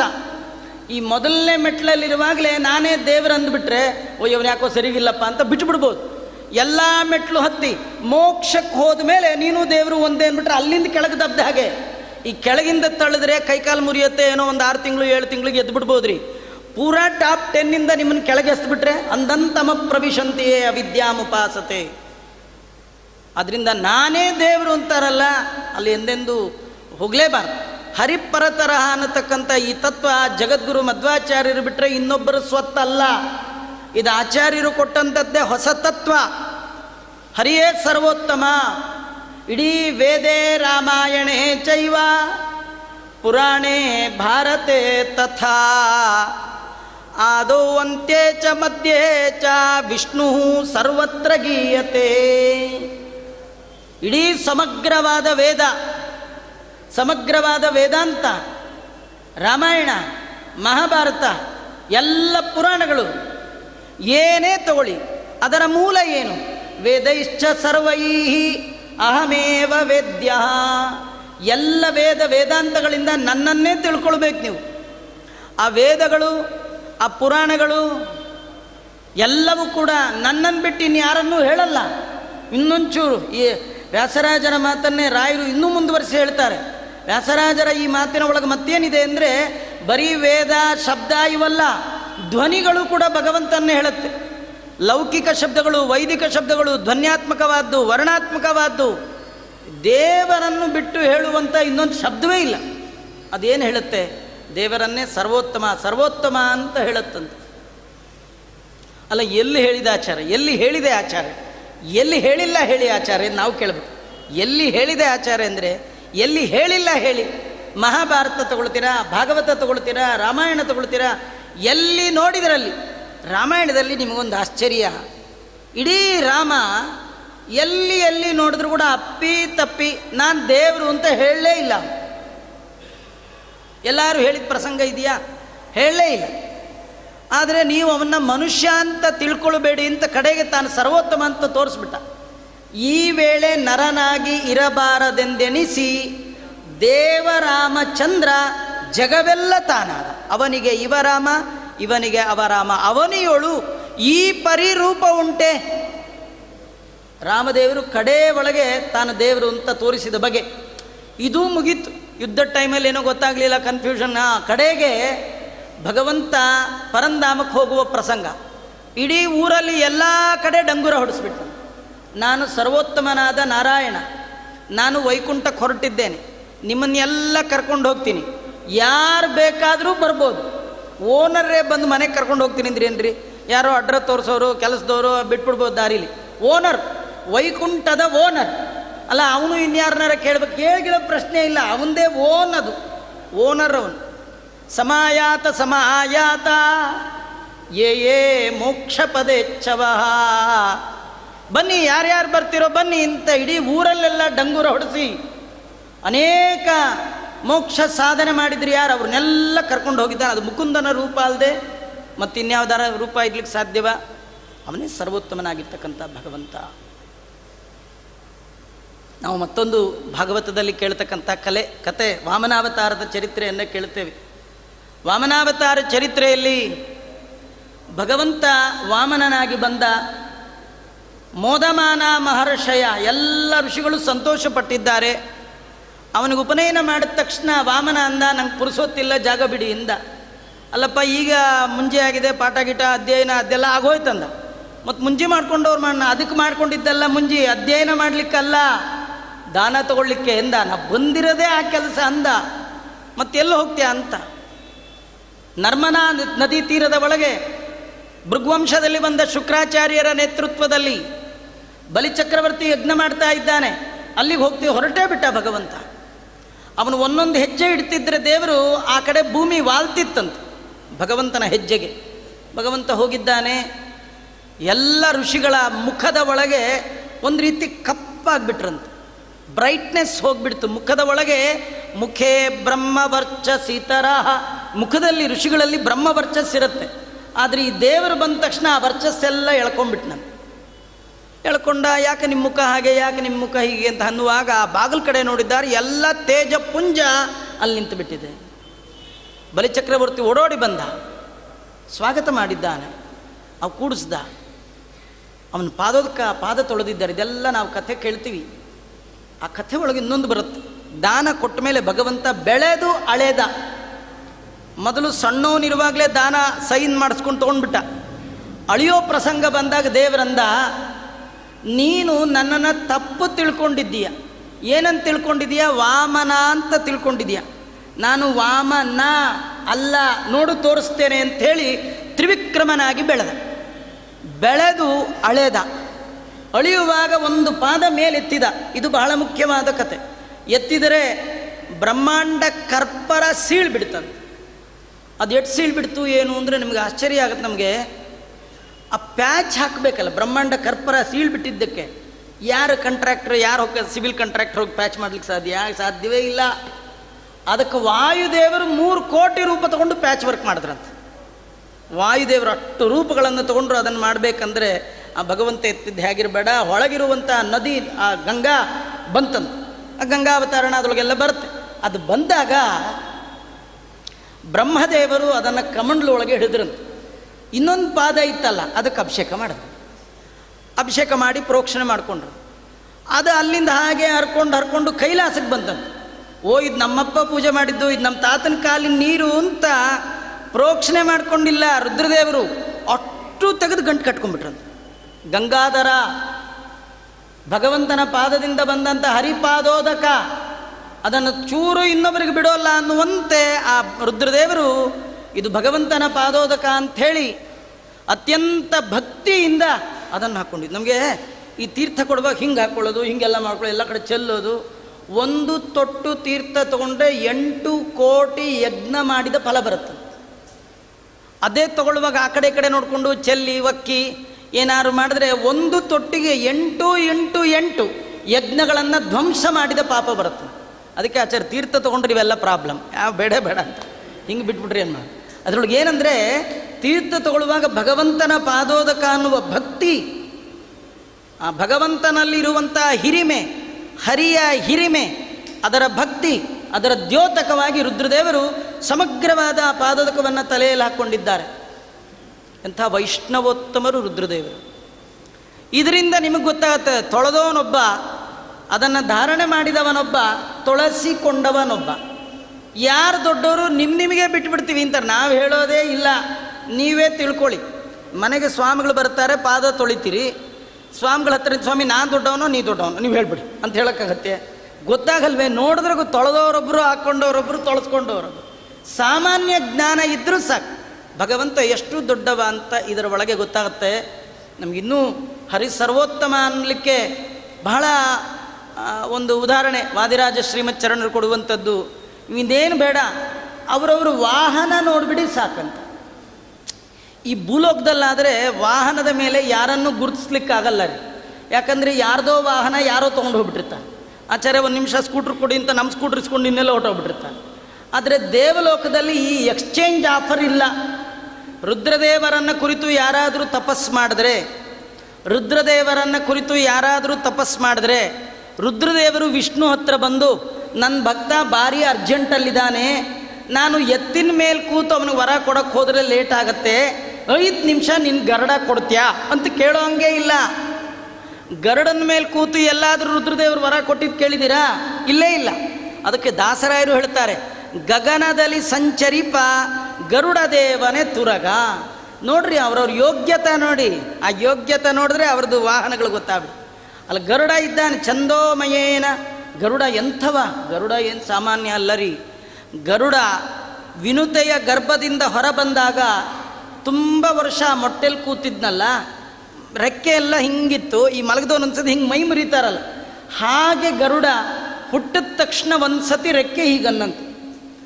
ಗರುಡಸ್ಯ ಪಾತ ಮಾತ್ರೇಣ ತ್ರಯೋ ಲೋಕ ಪ್ರಕಂಪಿತ. 3 ಲೋಕ ಅಲಗಾಡ್ಬಿಟ್ಟುವಂತ ಅವನ ರೆಕ್ಕೆಯ ಬಡಿತ. ಸುಮ್ಮನೆ ಅವನೇನು ಯಾರಿಗೆ ಹೊಡೆದದ್ದಲ್ಲ, ಬಡದದ್ದಲ್ಲ, ಸುಮ್ಮನೆ ಹೀಗೆ ಅಂದದ್ದಕ್ಕೆ 3 ಲೋಕ ಅಲಗಾಡಬೇಕಾದ್ರೆ ಅವನ ರೆಕ್ಕೆ ಒಳಗೆ ಏನು ಶಕ್ತಿ. ಅಂಥ ಗರುಡನ ಬೆನ್ನ ಮೇಲೆ ಇವನು ಕೂಡ್ತಾನೆ ಅಂದರೆ ಇವನ್ದೇನು ಶಕ್ತಿ ನೀವು ಲೆಕ್ಕ ಹಾಕ್ಕೊಳ್ಳಿ. ಏನು ನಿಮ್ಮ ಉದಾಹರಣೆ, ಈ ದೊಡ್ಡ ದೊಡ್ಡ ಬೈಕು ಅಂಥದ್ದೆಲ್ಲ ಸಣ್ಣ ಗಿಡ ಕೂತ್ಕೋಬಾರ್ದು, ಎಲ್ಲ ಎತ್ತೆಸ್ತು ಬಿಡುತ್ತೆ. ಆ ಸಿ ಕೆಪಾಸಿಟಿ ಅಲ್ವಾ? ಗರುಡನ ಕೆಪಾಸಿಟಿ, ಅವನ ಸಿ ಕೆಪಾಸಿಟಿ ಎಷ್ಟು, ಅವನ ಕೆಪಾಸಿಟಿ ಮೇಲೆ ರುದ್ರ ಬ್ರಹ್ಮ ಇವರು ಯಾರಿಗೂ ಸಾಧ್ಯವೇ ಇಲ್ಲ. ನೀವು ಅದರಿಂದಲೇ ಸರ್ವೋತ್ತಮತ್ವವನ್ನು ಚಿಂತನೆ ಮಾಡಲಿಕ್ಕೆ ಬರುತ್ತೆ. ಅದು ಭಗವಂತ ಬಿಟ್ಟರೆ ಮತ್ತಿನ್ಯಾರೂ ಇಲ್ಲ. ಮತ್ತು ನಮಗಿನ್ನೂ ಒಂದು ಭವಿಷ್ಯೋತ್ತರ ಪುರಾಣ ನೋಡುವಾಗ ಅಲ್ಲಿ ಭಗವಂತನ ಸರ್ವೋತ್ತಮತ್ವಕ್ಕಾಗಿಯೇ ಹೊರಟಂಥದ್ದದು. ಎಲ್ಲ ದೇವತೆಗಳು ಸೇರಿ ಯಜ್ಞ ಮಾಡುವ ಪ್ರಸಂಗ. ಬಂದವರು ನಾರದರು ಎಲ್ಲರನ್ನೂ ಕೇಳಿದ್ದಾರೆ, ಈ ಯಜ್ಞ ಮಾಡ್ತಾ ಇದ್ದೀರಿ, ಇದನ್ನು ಯಾರಿಗೆ ಅರ್ಪಣೆ ಮಾಡ್ತೀರಿ ಅಂತ ಅಲ್ವಾ? ಈ ಕಥೆ ಯಾವುದೋ ಪುರಾಣಕ್ಕೆ ಸಂಬಂಧಪಟ್ಟದ್ದು, ನಮಗೆ ಸಂಬಂಧಪಟ್ಟದ್ದಲ್ಲ, ಹೀಗೆಲ್ಲ ತಿಳ್ಕೊಳ್ಬಾರ್ದು. ಇದೆಲ್ಲ ನಮ್ಮದೇ ಪ್ರಶ್ನೆ. ಅಲ್ಲಿ ಕೂತವರೆಲ್ಲ ಯಾರಪ್ಪ ಅಂದರೆ ಕಶ್ಯಪರು, ಭೃಗು ಋಷಿಗಳು, ಇವರೇ ಮೊದಲಾಗಿರ್ತಕ್ಕಂಥ ಬ್ರಹ್ಮ ವಿದಾಂಬರಹ, ಬ್ರಹ್ಮಜ್ಞಾನಿಗಳಲ್ಲೇ ಶ್ರೇಷ್ಠರಾದವರು ಕೂತು ಹೋಮ ಮಾಡ್ತಿದ್ದಿದ್ದು. ಅವ್ರನ್ನ ಹೋಗಿ ನಾರದರು ಕೇಳ್ತಾರೆ, ಈ ಹೋಮ ಯಾರಿಗೆ ಅರ್ಪಣೆ ಕಸ್ಮೈ ದೇವಾಯ ಹವಿಷಾಭಿದೇಮ, ಯಾವ ದೇವತೆಯನ್ನು ಕುರಿತು ಆರಾಧನೆ ಮಾಡ್ತೀರಿ, ಮಾಡಿದ ಹೋಮವನ್ನೆಲ್ಲ ಕೃಷ್ಣಾರ್ಪಣ ಯಾರಿಗೆ ಅರ್ಪಣೆ ಮಾಡ್ತೀರಿ? ಇದೆಲ್ಲ ಕೇಳಿದ್ರೆ ಅವರೆಲ್ಲ ಸಂಶಯ ಬರ್ತದೆ. ಸಂಶಯ ಬರುತ್ತೆ. ಅವ್ರಿಗೆ ಸಂಶಯ ಅಲ್ಲ, ಆ ಗೋತ್ರದವ್ರು ನಾವೆಲ್ಲ ಇದೀವಲ್ಲ, ಭಾರದ್ವಾಜ ಗೋತ್ರದವರು, ನಮಗೆ ಸಂಶಯ. ಅವ್ರಿಗೆ ಯದ್ಯಪಿ ಸಿದ್ಧವಾದದ್ದೇ, ಆದರೂ ನಾವು ಹೇಳ್ತೀವಿ ಅಂತ ನೀವೇನು ಕೇಳಬೇಡಿ, ಬೇಕಾದ್ರೆ ನೀವೇ ನೋಡಿ ಅಂತ ತೋರಿಸ್ಲಿಕ್ಕೆ ಇದು ಪ್ರಾಕ್ಟಿಕಲ್. ಅದಕ್ಕೋಸ್ಕರ ಎಲ್ಲರೂ ಸೇರಿ ಭೃಗು ಋಷಿಗಳನ್ನು ಕಳಿಸಿದ್ದಾರೆ. ಭೃಗು ಋಷಿಗಳು ಸೀದಾ ಬ್ರಹ್ಮದೇವ್ರ ಮನೆಗೆ ಹೋದ್ರಂತೆ. ನಮಗೆ ರುದ್ರದೇವ್ರ ಮನೆಗೆ ಹೋಗ್ಬೇಕಿತ್ತು. ಅವರು ತಾರತಮ್ಯ ಪ್ರಕಾರ ರುದ್ರದೇವರು ಬ್ರಹ್ಮದೇವ್ ಹೋಗ್ಬೇಕಿತ್ತು. ಬ್ರಹ್ಮದೇವ್ರ ಮನೆಗೆ ಯಾಕೆ ಹೋದರು? ಯಾಕಂದರೆ ಈಗ ಕನ್ಫ್ಯೂಷನ್ ಇರೋದು ರುದ್ರದೇವರಲ್ಲ, ನಮಗೆ ಈ ಬ್ರಹ್ಮದೇವರಲ್ಲೇ. ಯಾಕೆಂದರೆ ವೇದದಲ್ಲಿ, ವೇದಾಂತದಲ್ಲಿ ಬ್ರಹ್ಮ ಶಬ್ದ ತುಂಬ ಪ್ರಯೋಗ ಇದೆ. ಬ್ರಹ್ಮ ಬ್ರಹ್ಮ ಅಥವಾ ಬ್ರಹ್ಮ ಜಿಜ್ಞಾಸ ಅಂತ. ಬ್ರಹ್ಮ ಜಿಜ್ಞಾಸ ಅಂದರೆ 4 ತಲೆಯ ಬ್ರಹ್ಮನನ್ನೇ ಬ್ರಹ್ಮ ಅಂತ ತಿಳಿದವರು ಜಾಸ್ತಿ. ಆದ್ದರಿಂದ ಇವನು ಬ್ರಹ್ಮ ಅಲ್ಲ, ಇವನು ಗುಣಪೂರ್ಣನಲ್ಲ ಅಂತ ಮೊದಲು ತೋರಿಸ್ಬೇಕು. ನೀವು ಯಾವುದು ಹೌದೋ ಯಾವುದು ಸರಿಯೋ ಅದನ್ನು ತಿಳಿದೇ ಇದ್ದರೆ ತೊಂದರೆ ಇಲ್ಲ, ಸರಿಯಾದದ್ದನ್ನು ತಿಳಿದೇ ಇದ್ದರೆ ತೊಂದರೆ ಇಲ್ಲ. ತಪ್ಪನ್ನು ತಿಳಿಬಾರ್ದು. ದೇವರನ್ನು ಸರ್ವೋತ್ತಮ ಅಂತ ತಿಳ್ಕೊಳ್ಳದೇ ಇದ್ದರೆ ಏನು ಪ್ರಾಬ್ಲಮ್ ಇಲ್ಲ. ಇನ್ಯಾರನ್ನೋ ಸರ್ವೋತ್ತಮ ಅಂತ ಮಾತ್ರ ತಿಳಿಬಾರ್ದು. ದೇವರನ್ನು ಯಾವತ್ತಾರೂ ತಿಳ್ಕೊಳ್ಳಿ, ದೇವರನ್ನು ಯಾವತ್ತಾದರೂ ತಿಳ್ಕೊಳ್ಳಿ. ಅವನು ತಿಳಿಸ್ತಾನೆ. ನಿಮಗೆ ಯೋಗ್ಯತೆ ಪಕ್ವ ಆದಾಗ ಅವನು ತಿಳಿಸ್ತಾನೆ. ನಿಮಗೆ ದೇಶಭಕ್ತರಾಗದಿದ್ದರೆ ತೊಂದರೆ ಇಲ್ಲ, ಭಯೋತ್ಪಾದಕರಾಗದಿದ್ದರೆ ಸಾಕು. ಭಗವತ್ಪಾದರಾಗದಿದ್ದರೆ ಬೇಡ, ಭಯೋತ್ಪಾದಕರಾಗಬಾರ್ದಲ್ಲ. ಹಾಗೆ ಭಗವಂತನ ಬಗ್ಗೆ ಅರಿವು ಬರೆದಿದ್ದರೆ ಪರವಾಗಿಲ್ಲ. ಯಾರ್ಯಾರನ್ನೋ ಭಗವಂತ ಅಂತೆಲ್ಲ ತಿಳ್ಕೊಳ್ಳೋದಿದೆಯಲ್ಲ, ಅದು ದೊಡ್ಡ ಅಪರಾಧ. ಆದ್ದರಿಂದ ಬ್ರಹ್ಮದೇವರು ಚತುರ್ಮುಖ ಬ್ರಹ್ಮ ಅಲ್ಲ ಅಂತ ತೋರಿಸ್ಲಿಕ್ಕೆ ಮೊದಲು ಬ್ರಹ್ಮದೇವ್ರ ಮನೆಗೆ ಹೋದರು. ಆ ಬ್ರಹ್ಮದೇವ್ರ ಕಥೆ ಗೊತ್ತಿದೆ. ಆಗ ಅವರಂತಂದರು, ಇವರು ಸ್ವಲ್ಪ ಅಜ್ಞಾನ ಇದೆ, ಪ್ರಯೋಜನ ಇಲ್ಲ, ಕೆಳಗೆ ಬಂದರು. ರುದ್ರದೇವ್ರ ಮನೆಗೆ ಹೋದರು, ಇವರು ಪ್ರಯೋಜನ ಇಲ್ಲ ಅಂದರು. ಕಡೆಗೆ ವೈಕುಂಠಕ್ಕೆ ಹೋದರು. ಅಲ್ಲಿ ನೋಡಿದ್ರೆ ಅವನು ಇವ್ರಿಗಿಂತೂ ನಾಟಕ, ಅವನು ಮಲಗೇ ಬಿಟ್ಟಿದ್ದ. ಸೀದಾ ಹೋಗಿದ್ದೆ ತತಾಡರೋಸಿ ಗೋವಿಂದಂ ಪಾದೇನವನೀತಲೆ ಜಾಡಿಸಿ ಒದ್ದಿದ್ದಾರೆ. ಜೋರು ಒದ್ದೇ ಬಿಟ್ರು. ಯಾವಾಗ ಒದ್ದಿದ್ದಾರೆ, ಒದ್ರೆ ಭಗವಂತ ಥಟ್ಟಂತ ಎದ್ನಂತೆ. ಮೈ ಮೇಲೆ ಒಳ್ಳೆ ಜರಿ ಶಾಲಿತ್ತು, ಸೊಂಟಕ್ಕೆ ಕಟ್ಟಿಬಿಟ್ನಂತೆ. ಕಟ್ಟಿ ಆಚಾರ ನೋಡಿ ಕೈ ಮುಕ್ಕೊಂಡು ನಿಂತುಬಿಟ್ನಂತೆ. ಅಯ್ಯೋ ಆಚಾರೇ, ನೀವು ಬಂದಾಗ ನಾನು ಮರೆತುಬಿಟ್ಟು ಮಲಗಿಬಿಟ್ಟಿದ್ನೆ ಅಂತ. ಇವನಿಗೆ ನಿದ್ದೆ ಬರುತ್ತೆ, ನಿದ್ದೆ ಬರಲ್ಲ, ಎಂಥದ್ದಿಲ್ಲ. ನಮ್ಮಿಂದ ದೊಡ್ಡವ್ರಿಗೆ ಏನಾದರೂ ತಪ್ಪಾದರೆ ಹೇಗೆ ಬಿಹೇವ್ ಮಾಡಬೇಕು ತೋರಿಸ್ತಾನೆ. ಭಗವಂತ ಹಾಗೆ ಬಿಹೇವ್ ಮಾಡದೇ ಇದ್ರು ಅವನೇನು ನರಕಕ್ಕೆ ಹೋಗಲ್ಲ, ಅವನಿಗೇನು ಶಿಕ್ಷೆ ಇಲ್ಲ, ಏನೂ ಇಲ್ಲ. ಆದರೂ ನೀವು ದೊಡ್ಡವರ ವಿಚಾರದಲ್ಲಿ ಹೇಗಿರಬೇಕು ಅಂತ ತೋರಿಸ್ಲಿಕ್ಕೆ ಉತ್ಥಾಯ ವಿನಯಾನ್ವಿತ ಥಟ್ಟ ಎದ್ದ, ಕೈ ಮುಕ್ಕೊಂಡು ನಿಂತಿದ್ನು. ಆ ಕೈ ಮುಕ್ಕೊಂಡು ನಿಂತಿದ್ರ ಜೊತೆಗೆ ಸೊಂಟಕ್ಕೆ ಬಟ್ಟೆ ಕಟ್ಟದ್. ನಾನು ಈ ಸೊಂಟಕ್ಕೆ ಬಟ್ಟೆ ಕಟ್ಟೋದ್ರೊಳಗೆ ತಾತ್ಪರ್ಯ ಏನು ಗೊತ್ತಾ? ನಾನು ನಿನ್ನ ದಾಸ ಅಂತ ತೋರಿಸುವ ಕ್ರಮ. ಮನೆಗೆ ಯಾರು ದೊಡ್ಡವ್ರು ಬಂದರೆ ಅವ್ರಿಗಿಂತ ದೊಡ್ಡ ಶಾಲು ಹೊದ್ಕೊಂಡು ಅವ್ರಿಗಿಂತ ಚೇರ್ ಮೇಲೆ ಕೂತು ಅವ್ರ ಮೂತಿಗೆ ಕಾಲಲ್ಲಾಡೋ ಕಾಲಲ್ಲಾಡಿಸ್ಕೊಂಡು ಕೂತ್ಬಿಟ್ರೆ ಅದೇನು ಪ್ರಯೋಜನ ಇಲ್ಲ ರೀ. ದೊಡ್ಡವರು ಬಂದಾಗ ನೀವೆಷ್ಟು ಬಗ್ತೀರಿ ಬಾಗ್ತೀರಿ ಅಷ್ಟು ಭಗವಂತನ ಭಕ್ತರಾಗ್ತೀರಿ. ನೀವು ಬಗ್ಗಲ್ಲ ಬಾಗಲ್ಲ ಅಂದರೆ ಏನು ದೇವರು ನಿಮ್ಗೆ ಅನುಗ್ರಹ ಮಾಡೋದೇ ಇಲ್ಲ. ಇದು ದೇವರೇ ತಾನು ಬ್ರಾಹ್ಮಣರಲ್ಲಿ ಮಾಡಿ ತೋರಿಸ್ತಾ. ಬ್ರಾಹ್ಮಣ ಪ್ರಿಯ, ಬ್ರಹ್ಮಣ್ಯೋ ಬ್ರಹ್ಮಕೃತ್ ಬ್ರಹ್ಮ ಹೇಳುವಾಗ ಬ್ರಾಹ್ಮಣ ಪ್ರಿಯ, ಎಷ್ಟು ನಾನು ಬ್ರಾಹ್ಮಣರಿಗೆ ಗೌರವ ಕೊಡ್ತೀನಿ ಅಂತ ತೋರಿಸ್ಲಿಕ್ಕೆ ಸೊಂಟಕ್ಕೆ ಬಟ್ಟೆ ಕಟ್ಟಿ ಕೈ ಮುಕ್ಕೊಂಡು ನಿಂತಿದ್ದಾನೆ ಅಂತಾನೆ ಭಗವಂತ. ಒದಿಯೋದು ಒದ್ರಿ, ನಂಗೆ ಯಾಕೆ ಒದ್ರಿ? ನೀವು ನಂಗೆ ಒದ್ರಿಂದ ನಂಗೇನೋ ಅವಮಾನ ಆಯಿತು, ನನ್ನ ಎದೆಗೆ ನೋವಾಯಿತು, ಪ್ರಾಬ್ಲಮ್ ಇಲ್ಲ. ಯಾಕಂದರೆ ನಿಮ್ಮದು ಎಳೆ ಕಾಲು, ನಂದು ಗಟ್ಟಿ ಹೃದಯ, ವಜ್ರಾದೃಢತರಂ ವಿದ್ದಿ ಮಚ್ಚರೀರಂ ಕಠೋರಕಂ, ಅತ್ಯಂತ ಕಠಿಣವಾದ ವಜ್ರಕಾಯ ನಾನು. ಇಂಥ ಎದೆಗೆ ಒದ್ದು ನೀವು ಬರೀ ಚಾತುರ್ಮಾಸ್ಯ ಅದು ಇದು ಮಾಡಿ ಮಾಡಿ ಮಾಡಿ ವ್ರತ ನೇಮ ಮಾಡಿ ಎಳೆ ಎಳೆ ಕಾಲು ನಿಮ್ಮದು. ಇಂಥ ಎಳೆ ಕಾಲಿಂದ ನನ್ನ ಎದೆಗೆ ಒದ್ದಿ ನಿಮ್ಮ ಕಾಲಿಗೆ ಎಷ್ಟು ನೋವಾಯಿತು ಅಂತ ನಂಗೆ ಬೇಜಾರು ಅಂದ. ಅವ್ರನ್ನ ಕೂಡಿಸ್ದ, ಅವ್ರ ಕಾಲು ತೊಳೆದ, ನೀರು ತಾನು ತಲೆ ಮೇಲೆ ಹಾಕ್ಕೊಂಡ, ಹೆಂಡ್ತಿಗೆ ಹಾಕ್ದ, ಮನೇಲಿ ಎಲ್ಲ ಕಡೆ ಸಿಂಪಡಿಸ್ಬಿಟ್ಟ. ಆಚಾರನ ಕೇಳ್ದ, ಏನು ಬಂದ್ರಿ ಅಂತ. ಬಂದೇ ಇರು ಬರ್ತೀನಿ ಅಂತ ಸೀದಾ ಬಂದೇ ಬಿಟ್ರು. ಏನಂತ ಹೇಳಲೇ ಇಲ್ಲ. ನಾನು ಇಲ್ಲಿ ಹೇಳಲಿಕ್ಕೆ ಬಂದಿಲ್ಲ, ಭೂಲೋಕದಲ್ಲಿ ಹೇಳ್ತೀನಿ ಅಂತ ಹೇಳ್ತಾ ಇದ್ದಾರೆ. ಒಂದೇ ವಿಷ್ಣುಂ ನಮಾಮಿ ಶ್ರಿಯಮತ ಚ ಭುವಂ ಬ್ರಹ್ಮ ವಾಯು ಚ ವಂದೇ ಗಾಯತ್ರೀಂ ಭಾರತೀಂ ತಾಂ ಅಪಿ ಗರುಡಮನಂತಂ ಭಜ್ಯ ರುದ್ರದೇವಂ ದೇವೀಂ ವಂದೇ ಸುಪರ್ಣೀಂ ಹೈಪತಿ ದಯಿತಾಂ ವಾರುಣೀಮಪ್ಯುಮಾಂ ತಾಂ ಇಂದ್ರಾದೀನ್ ಕಾಮಮುಖ್ಯಾನ್ ಅಪಿ ಸಕಲ ಸುರಾನ್ ತದ್ಗುರೂನ್ ಮದ್ಗುರೂನ್ ಚ. ತಾರತಮ್ಯವನ್ನು ಹೇಳ್ತಾ ಬರ್ತಾ ಇದ್ದಾರೆ. ಸರ್ವೋತ್ತಮ ಅಂದರೆ ವಿಷ್ಣು. ವಿಷ್ಣೋರತ್ಯುತ್ತಮತ್ವಾದಖಿಲ ಗುಣಗಣೈ ತತ್ರ ಭಕ್ತಿಂ ಗರಿಷ್ಠ ಸಂಶ್ಲಿಷ್ಟೇ ಶ್ರೀಧರಾಭ್ಯಾಂ ಅಮುಮತ ಪರಿವಾರಾತ್ಮನ ಸೇವಕೇಶು ಯಸ್ಸಂದತ್ತೇ ವಿರಿಂಜಿಶ್ವಸನ ವಿಹಗಪ ಅನಂತ ರುದ್ರೇಂದ್ರ ಪೂರ್ವೇ ಸ್ವಾಧ್ಯಾಯಂ ತಾರತಮ್ಯಂ ಸ್ಫುಟಮವತಿ ಸದಾ ವಾಯುರಸ್ಮದ್ಗುರುಸ್ತಂ. ವಿಷ್ಣೋ ಅತ್ಯುತ್ತಮತ್ವಾದ್ ಯಾವುದರಿಂದ? ಅಖಿಲ ಗುಣಗಣೈ ವಿಷ್ಣೋರತ್ಯುತ್ತಮತ್ವಾದ್ ಹರಿ ಪರತರಃ. ಹರಿಯೇ ಸರ್ವೋತ್ತಮ. ಯಾಕೆ? ಎಲ್ಲ ಗುಣಗಳಿಂದ ಯಾರು ಮಂಡಿತನಾಗಿದ್ದಾನೋ ಅವನು. ಐಶ್ವರ್ಯಸ್ಯ ಸಮಗ್ರಸ್ಯ ವೀರ್ಯಸ್ಯ ಯಶಶ್ರಿಯ ಜ್ಞಾನ ವಿಜ್ಞಾನಯೋಶ್ಚೈವ ಷಣ್ಣಾಂ ಭಗೈತೀರಣೆ. ಎಲ್ಲ ಗುಣಗಳಿಂದ ಪೂರ್ಣನಾದವ ಯಾರಿದ್ದಾನೆ ಅವನು ಸರ್ವೋತ್ತಮ. ಅದು ಯಾರಲ್ಲಿದೆ? ಅದು ಭಗವಂತನಲ್ಲಿ ಮಾತ್ರ. ಅದನ್ನು ತೋರಿಸ್ಕೊಟ್ಟವ್ರು ಯಾರು? ಭೃಗು ಋಷಿಗಳು. ಹೇಗೆ ಗೊತ್ತಾಯ್ತು ನಿಮಗೆ? ಈ ಸಣ್ಣ ಸಣ್ಣದಕ್ಕೆ ಸಿಟ್ಟು ಮಾಡ್ಕೊಳ್ತಾರಲ್ಲ ಅವರೆಲ್ಲ ಸರ್ವೋತ್ತಮ ಆಗ್ತಾರ. ಅದಕ್ಕೆ ಆ 3 ಜನ ಚೆಕ್ ಮಾಡ್ಕೊಂಡು ಬಂದ್ರಲ್ಲ, ಅಲ್ಲಿ ಬೇರೆ ಯಾವ ದೇವತೆಗಳನ್ನು ಹಾಕ್ಕೊಳ್ಳೇ ಇಲ್ಲ. ಈ ಪ್ರಸಿದ್ಧರಾದ ತ್ರಿಮೂರ್ತಿಗಳು ಕೆಲವ್ರಿಗೆ ಶಿವ ಅಂದರೆ ದೊಡ್ಡವ, ಕೆಲವರು ಬ್ರಹ್ಮದೇವರಂದ್ರೆ ದೊಡ್ಡವರು, ಹೀಗೆಲ್ಲ ಅಂತಾರೆ. ಈ ವಿಷ್ಣು ಯಾರು ನಮ್ಮ ಬೇಡ ಬೇಡ ಅಂತ ನೀವೇ ಅಂದ್ರನ್ನೇ ಬಿಟ್ಟರು ಬಿಡಿ. ಅದು ನಿಜವಾಗಿ ವಿಷ್ಣು ಸರ್ವೋತ್ತಮ. ಯಾಕೆ ಸರ್ವೋತ್ತಮ? ಎಲ್ಲ ಗುಣ ಅವನಲ್ಲಿದೆ.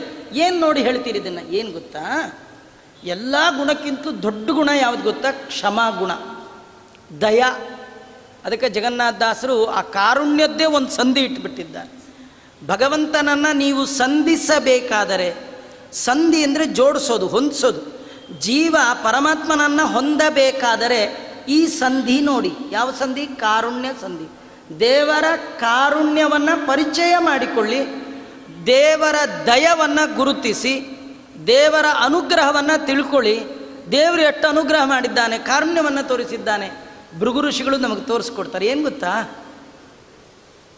ಬ್ರಹ್ಮದೇವರು ಭೃಗು ಋಷಿಗಳು ನಮಸ್ಕಾರ ಮಾಡಿದ್ರೆ ನೋವಾಚ ವಚನಂ ವಿಧಿಹಿ, ಮಾತು ಕೂಡ ಆಡಿಸ್ಲಿಲ್ವಂತ. ಈ ಮಾತು ಕೂಡ ಆಡಿಸ್ದೇ ಇದ್ದವ್ರನ್ನ ದೊಡ್ಡವರು ಅಂತಾರ. ನೀವು ಭಾರಿ ದೊಡ್ಡವರಾಗ್ಬಿಟ್ರಪ್ಪ, ನಮ್ಮ ಮಾತು ಕೂಡ ಆಡಿಸಲ್ಲ. ಭಾರಿ ದೊಡ್ಡವರಾಗ್ಬಿಟ್ರೆ ಅದು ವ್ಯಂಗ್ಯ. ಅದು ನೀವು ದೊಡ್ಡವರಾದ್ರಿ ಅಂತ ಹೇಳೋದಲ್ಲ. ಯಾರು ನಾವು ಮಾತಾಡಿಸಿದ್ರೆ ನೋಡಿದ್ರು ನೋಡದೇ ಇದ್ದರೆ ಹಾಗೆ ಹೋಗ್ಬಿಟ್ರೆ ನೀವು ಭಾರಿ ದೊಡ್ಡವರಾಗ್ಬಿಟ್ರೆ ನಮ್ಮನ್ನು ನೋಡಿ ಕೂಡ ನೋಡಲ್ಲ, ಮಾತು ಆಡಿಸಲ್ಲ, ಹೀಗೆಲ್ಲ ಅಂತೀವಿ. ಬ್ರಹ್ಮದೇವರು ಮಾತಾಡಿಸ್ಲಿಲ್ವಂತ. ಯಾಕೆ ಮಾತಾಡಿಸ್ಲಿಲ್ಲ? ಬ್ರಹ್ಮದೇವರಂತಾರೆ, ನಾನು ಮಾತಾಡಲಿಕ್ಕೂ ನಂಗೆ ಯೋಗ್ಯತೆ ಇಲ್ಲ ಅಂತ. ಏನಿದರ್ಥ? ನಾನು ಮಾತಾಡ್ಬೇಕಾದ್ರೆ ನನ್ನ ಒಳಗೆ ಒಬ್ಬ ಕೂತು ಮಾತಾಡಿದ್ರೆ ಉಂಟು, ಇಲ್ಲದೇ ಇರಲಿಲ್ಲ. ನಾನು ಮಾತಾಡಿಬಿಟ್ರೆ ನಾನೇ ಸರ್ವೋತ್ತಮ ಅಂತ ನೀವು ಬೆಂಗಳೂರಲ್ಲೆಲ್ಲ ಹೇಳ್ಕೊಂಬಂದ್ಬಿಡ್ತೆ. ನಾನು ಮಾತೇ ಆಡಲ್ಲ, ಬೈದ್ರೆ ಬೈಕೋ ಏನಾರು ಮಾಡಿ ಮಾತೇ ಆಡಲ್ಲ. ಯೋ ಅಂತಃಪ್ರವಿಶ್ಯ ಮಮ ವಾಚ ಇಮಂ ಪ್ರಸುಪ್ತಾಂ. ಬ್ರಹ್ಮದೇವ್ರು ನೋಡ್ರಿ, ಬ್ರಹ್ಮದೇವರು ಇಡೀ ಜಗತ್ತಿನ ಸೃಷ್ಟಿಕರ್ತ ಅಂತೀರಿ, ಒಂದು ಮಾತಾಡೋ ಯೋಗ್ಯತೆ ಇಲ್ಲ ಅವ್ರಿಗೆ. ಬರೀ ದೇವರ ಅನುಗ್ರಹ ಇಲ್ಲದೆ ಇದ್ದರೆ, ದೇವರ ಅನುಗ್ರಹ ಒಂದು ಕ್ಷಣ ತಪ್ಪಿಬಿಟ್ರೆ ಉಸಿರಾಡುವ ಯೋಗ್ಯತೆ ನಮಗೆ ನಿಮಗಲ್ಲ, ಬ್ರಹ್ಮಾದಿಗಳಿಗಿಲ್ವಂತ. ಬ್ರಹ್ಮಾದಿಗಳ ಉಸಿರಾಟಕ್ಕೆ ಲಕ್ಷ್ಮೀದೇವಿಯ ಚಲನವಲನ ಎಲ್ಲದಕ್ಕೂ ಭಗವಂತನ ಅನುಗ್ರಹ ಕಾರಣ. ಬ್ರಹ್ಮದೇವರಿಗೆ ಭೃಗು ಋಷಿಗಳು ಬಂದು ನಮಸ್ಕಾರ ಮಾಡಿದರೆ ಬ್ರಹ್ಮದೇವರು ಯಾಕೆ ಮಾತಾಡಲಿಲ್ಲ ಅಂದರೆ, ಸ್ವಪಾರತಂತ್ರಂ ಭುವಿ ದರ್ಶಯಂತಹ. ಈ ಭೃಗು ಬಂದಿರೋದು ನಾನೇನು ಮಾಡ್ತೀನಿ ಅಂತ ತಿಳ್ಕೊಳ್ಳೋದಕ್ಕಿಂತಲೂ ನನ್ನ ಬಗ್ಗೆ ಭೂಲೋಕದಲ್ಲಿ ಹೇಳಲಿಕ್ಕೆ ಹೊರಟಿದ್ದಾನೆ. ನಾನೇನಾದರೂ ಇವ್ರು ಬಂದರು ಅಂತ ಆಚಾರ ಅಂತ ಹೇಳಿ ಬೆಳೆದ್ರೆ ಅಡಿಕೆ ಕೊಟ್ಟು ಏನೋ ಮಾಡೋದು ನನ್ನೇ ಹೊಗಳ್ಬಿಡ್ತಾನೆ. ನನ್ನ ಹೊಗಳಬಾರ್ದು, ನನಗಿಂತೂ ದೊಡ್ಡವನೊಬ್ಬಿದ್ದಾನೆ, ಅವನನ್ನು ಹೊಗಳಬೇಕು, ಅವನೇ ಸರ್ವೋತ್ತಮ ಅಂತ ತಿಳಿಸ್ಲಿಕ್ಕೆ ಸುಮ್ಕೂತ್ರು. ರುದ್ರದೇವರಂತೂ ತಿವಿಲಿಕ್ಕೆ ಬಂದರು. ಅವ್ರು ಸುಮ್ಮನೆ ಕೂತ್ರು ಪರವಾಗಿಲ್ಲ ರೀ, ಇವರು ತಿವಿಯಕ್ಕೆ ಬಂದ್ಬಿಟ್ರು. ಮತ್ತು ಅವರು ಅಹಂಕಾರ ತತ್ವಕ್ಕೆ ಅಭಿಮಾನಿ ದೇವತೆ. ಹೀಗಾಗಿ ತಿವಿಲಿಕ್ಕೆ ಬಂದವ್ರನ್ನ ಸರ್ವೋತ್ತಮರು ಅಂತ ಯಾರಂತಾರೆ. ಏನೋ ಆಚಾರ ಹೋಗಿದ್ರೆ ಮಾತಾಡಿಸ್ಲಿಲ್ಲ ಪರವಾಗಿಲ್ಲ, ನಾಯಿನೇ ಚೂ ಬಿಟ್ಬಿಟ್ರೆ ಅವ್ರ ಮನೆ ಕಡೆ ಹೋಗೋದೇ ಇಲ್ಲ, ಅಯ್ಯೋ ಪ್ರಯೋಜನವೇ ಇಲ್ಲ. ಇನ್ನು ತಿವಿಲಿಕ್ಕೆ ಬಂದರೆ ಅದಕ್ಕೆ ಬೇಡ ಬೇಡ ಅಂತ. ಕಡೆಗೆ ವೈಕುಂಠಕ್ಕೆ ಹೋದರೆ ಭೃಗು ಋಷಿಗಳು ದೇವ್ರಿಗೆ ಒದ್ರಂತ. ಒದ್ರೆ ದೇವ್ರ ಕಾಲು ತೊಳೆದ. ನಮಗೆ ನಿಜವಾಗಿಯೂ ಕಥೆಯ ಸ್ವರೂಪ ನಿಜವಾಗಿ ಗೊತ್ತಾಗಲ್ಲ. ಅವ್ರು ಒದ್ದದ್ದು ಯಾಕೆ? ಬೇರೆ ಏನಾದ್ರು ಮಾಡ್ಬೋದಿತ್ತಲ್ಲ. ಇಲ್ಲ, ಭೃಗು ಋಷಿಗಳ ನಿಜವಾಗಿ ಅನಿಸಿಕೆ ಹೀಗಿತ್ತು. ದೇವರು ಎಂಥವ ಅಂದರೆ, ನೀವೇನು ತಪ್ಪು ಮಾಡಿದ್ರೂ ಕ್ಷಮಾ ಮಾಡುವ ಕಾರುಣ್ಯ ಅವನಲ್ಲಿದೆಯಂತ. ದೇವರನ್ನೇ ಹಿಡೀರಿ, ದೇವರಿಗೆ ಪೂಜೆ ಮಾಡಿ. ಏನು ಮಾಡ್ತೀರಿ? ಮನ್ಮನಾಭವ ಮದ್ಭಕ್ತೋ ಮದ್ಯಾಜಿ ಮಾಂ ನಮಸ್ಕರು. ನನಗೇ ನೀ ಮಾಡು. ಅಲ್ಲ, ಏನು ತಪ್ಪಿಪ್ಪಾದ್ರೂ ನನಗೆ ತಪ್ಪಾದರೂ ಪರವಾಗಿಲ್ಲ, ನಾನು ಓಕೆ ಮಾಡ್ತೀನಿ. ಗಣಪತಿಗೆ ಚೂರು ತಪ್ಪಾದರೂ ಸಿಟ್ಟು ಮಾಡ್ಕೊಳ್ತಾನೆ, ರುದ್ರದೇವರಿಗೆ ಚೂರು ತಪ್ಪಾದರೂ ಸಿಟ್ಟು ಮಾಡ್ಕೊಳ್ತಾರೆ. ಎಲ್ಲ ದೇವತೆಗಳು ಸಿಟ್ಟಿಗೆ ಬರ್ತಾರೆ. ಸಿಟ್ಟಿಗೆ ಬರದೇ ಇರೋ ಒಬ್ಬನೇ ಒಬ್ಬ ದೇವತೆ ಅಂತಿದ್ರೆ ಅದು ಯಾರದು? ನಾನೊಬ್ಬನೇ. ನೋಡು, ಆ ಬ್ರಾಹ್ಮಣ ಬಂದು ಒದ್ದ, ನಾ ಏನಾದ್ರು ಸಿಟ್ಟು ಮಾಡ್ಕೊಂಡ? ಹೆಸರು ಹೇಳ್ತಾರೆ, ಬೆಟ್ಟ ಬೆನ್ನೊಳು ಹೊರಸಿದವರೊಳು ಸಿಟ್ಟು ಮಾಡಿದನೇನೋ ಹರಿ. ಏನು ಗೊತ್ತಾ, ಸಮುದ್ರ ಮಥನದಲ್ಲಿ ಭಗವಂತನ ಸರ್ವೋತ್ತಮತ್ವ ತೋರಿಸ್ತಾ ಇದೆ. ಸಮುದ್ರ ಮಥನ ಮಾಡಬೇಕು ಅಂತ ಅದಕ್ಕೆ ದೇವತೆಗಳಿಗೆ ಭಗವಂತ ಐಡಿಯಾ ಕೊಟ್ಟ. ಈ ಮೊದಲು ದಿಯೋಯೋನ ಪ್ರಚೋದಯಾತ್ ಕೊಟ್ಟದ್ದೇ ದೇವರು, ಸಮುದ್ರ ಮಥನ ಮಾಡಿ. ಆಯಿತು, ಅದಕ್ಕೆ ಕಡ್ಗೋಲು ಎಲ್ಲಿಂದ ತರೋದು? ಯಾವ ಮಾರ್ಕೆಟಲ್ಲಿ ಸಿಗುತ್ತೆ? ಮಾರ್ಕೆಟ್ ಕಡ್ಗೋಲೆಲ್ಲ ಸಮುದ್ರದಲ್ಲಿ ಆಗಲ್ಲ. ಹಾಗಾದ್ರೆ ಮಂದರ ಪರ್ವತ ಆಯಿತು ಅಂತ ಎಲ್ಲ ಹೋದರು, ಸಂಧಿ ಮಾಡಿಕೊಂಡ್ರು. ಬಲಿಚಕ್ರವರ್ತಿ ಕಡೆ ಆ ದೈತ್ಯರ ಗುಂಪು, ಇಂದ್ರನ ಕಡೆ ಒಂದು ದೇವತೆಗಳು ಎಲ್ಲ ಸೇರಿ ಏನೇನು ತಿಪ್ರಲಾಗ ಹೊಡೆದ್ರು ಆ ಪರ್ವತನ ಅಳ್ಳಾಡಿಸ್ಲಿಕ್ಕಾಗಲಿಲ್ಲ. ಮತ್ತೆ ಸಪ್ಪೆ ಮುಖ ಹಾಕೊಂಡಾಗ ಬಂದದ್ಯಾರು? ಭಗವಂತ ಅಜಿತನಾಮಕ ಪರಮಾತ್ಮನಾಗಿ ಬಂದು ಒಂದೇ ಕೈಯಲ್ಲಿ ಪರ್ವತವನ್ನು ಎತ್ತದ, ಗರುಡನ ಮೇಲಿಟ್ಟ. ದೇವತೆಗಳಂದರು, ಕಿತ್ತಿದ್ರು ಸಾಕಿತ್ತಪ್ಪ, ನಾವೇ ಹೊತ್ಕೊಂಡು ಹೋಗ್ತಿದ್ವಿ, ಗರುಡ ಹೊತ್ಕೊಂಡು ಹೋದ್ಮೇಲೆ ನಮ್ಗಾಗಲ್ವೇ ಅಂತಂದರು. ಅದಕ್ಕಾಯ್ತು ತಗೊಳ್ಳಿ ಅಂತ ಗರುಡನ್ ತೆಗೆದು ಅವರಿಗೆಲ್ಲ ಇಟ್ಟ. ಅವೆಲ್ಲ ದೇವತೆಗಳು ಕೆಳಗೆ ಸಿಕ್ಕಿ ಕೈಕಾಲು ಕಳ್ಕೊಂಡು ಪುಡಿಯಾಗಿ ಸ್ವಾಮಿಯೇ ಅಂತಂದರು. ಮತ್ತು ಭಗವಂತ ತೆಗೆದು ತನ್ನ ಕಣ್ಣೋಟದಿಂದಲೇ ಅವರಿಗೆಲ್ಲ ರಿಪೇರಿ ಮಾಡಿಬಿಟ್ಟ. ಎಂಥ ವೈದ್ಯ ಬಂದ ನೋಡಿ ಇವನು. ಸುಮ್ಮನೆ ಹೀಗೆ ಒಂದು ಸತಿ ನೋಡ್ದ, ಯಾರ್ಯಾರಿಗೆ ಮೂಳೆ ಮುರಿದಿತ್ತು, ಕೈ ಹೋಗಿತ್ತು, ಕಾಲು ಹೋಗಿತ್ತು, ಎಲ್ಲ ದೇವರು ಕೊಟ್ಟ. ಗರಡದ ಮೇಲೆ ಹೊತ್ಕೊಂಡು ಬಂದರು, ಅದನ್ನ ಇಟ್ಟ ತಕ್ಷಣ ಮತ್ತೆ ಮುಳುಗೇ ಹೋಯಿತು. ಮತ್ತು ಹಾವು ಕಟ್ಟಿದ್ರು. ಆ ಮುಳುಗು ಹೋದಾಗ ಮತ್ತೆ ಭಗವಂತ ಕೂರ್ಮಾವತಾರವನ್ನು ಧಾರಣೆ ಮಾಡಿ ಮಂದಾರ ಪರ್ವತವನ್ನು ಬೆನ್ನಿನ ಮೇಲೆ ಧಾರಣೆ ಮಾಡ್ದ.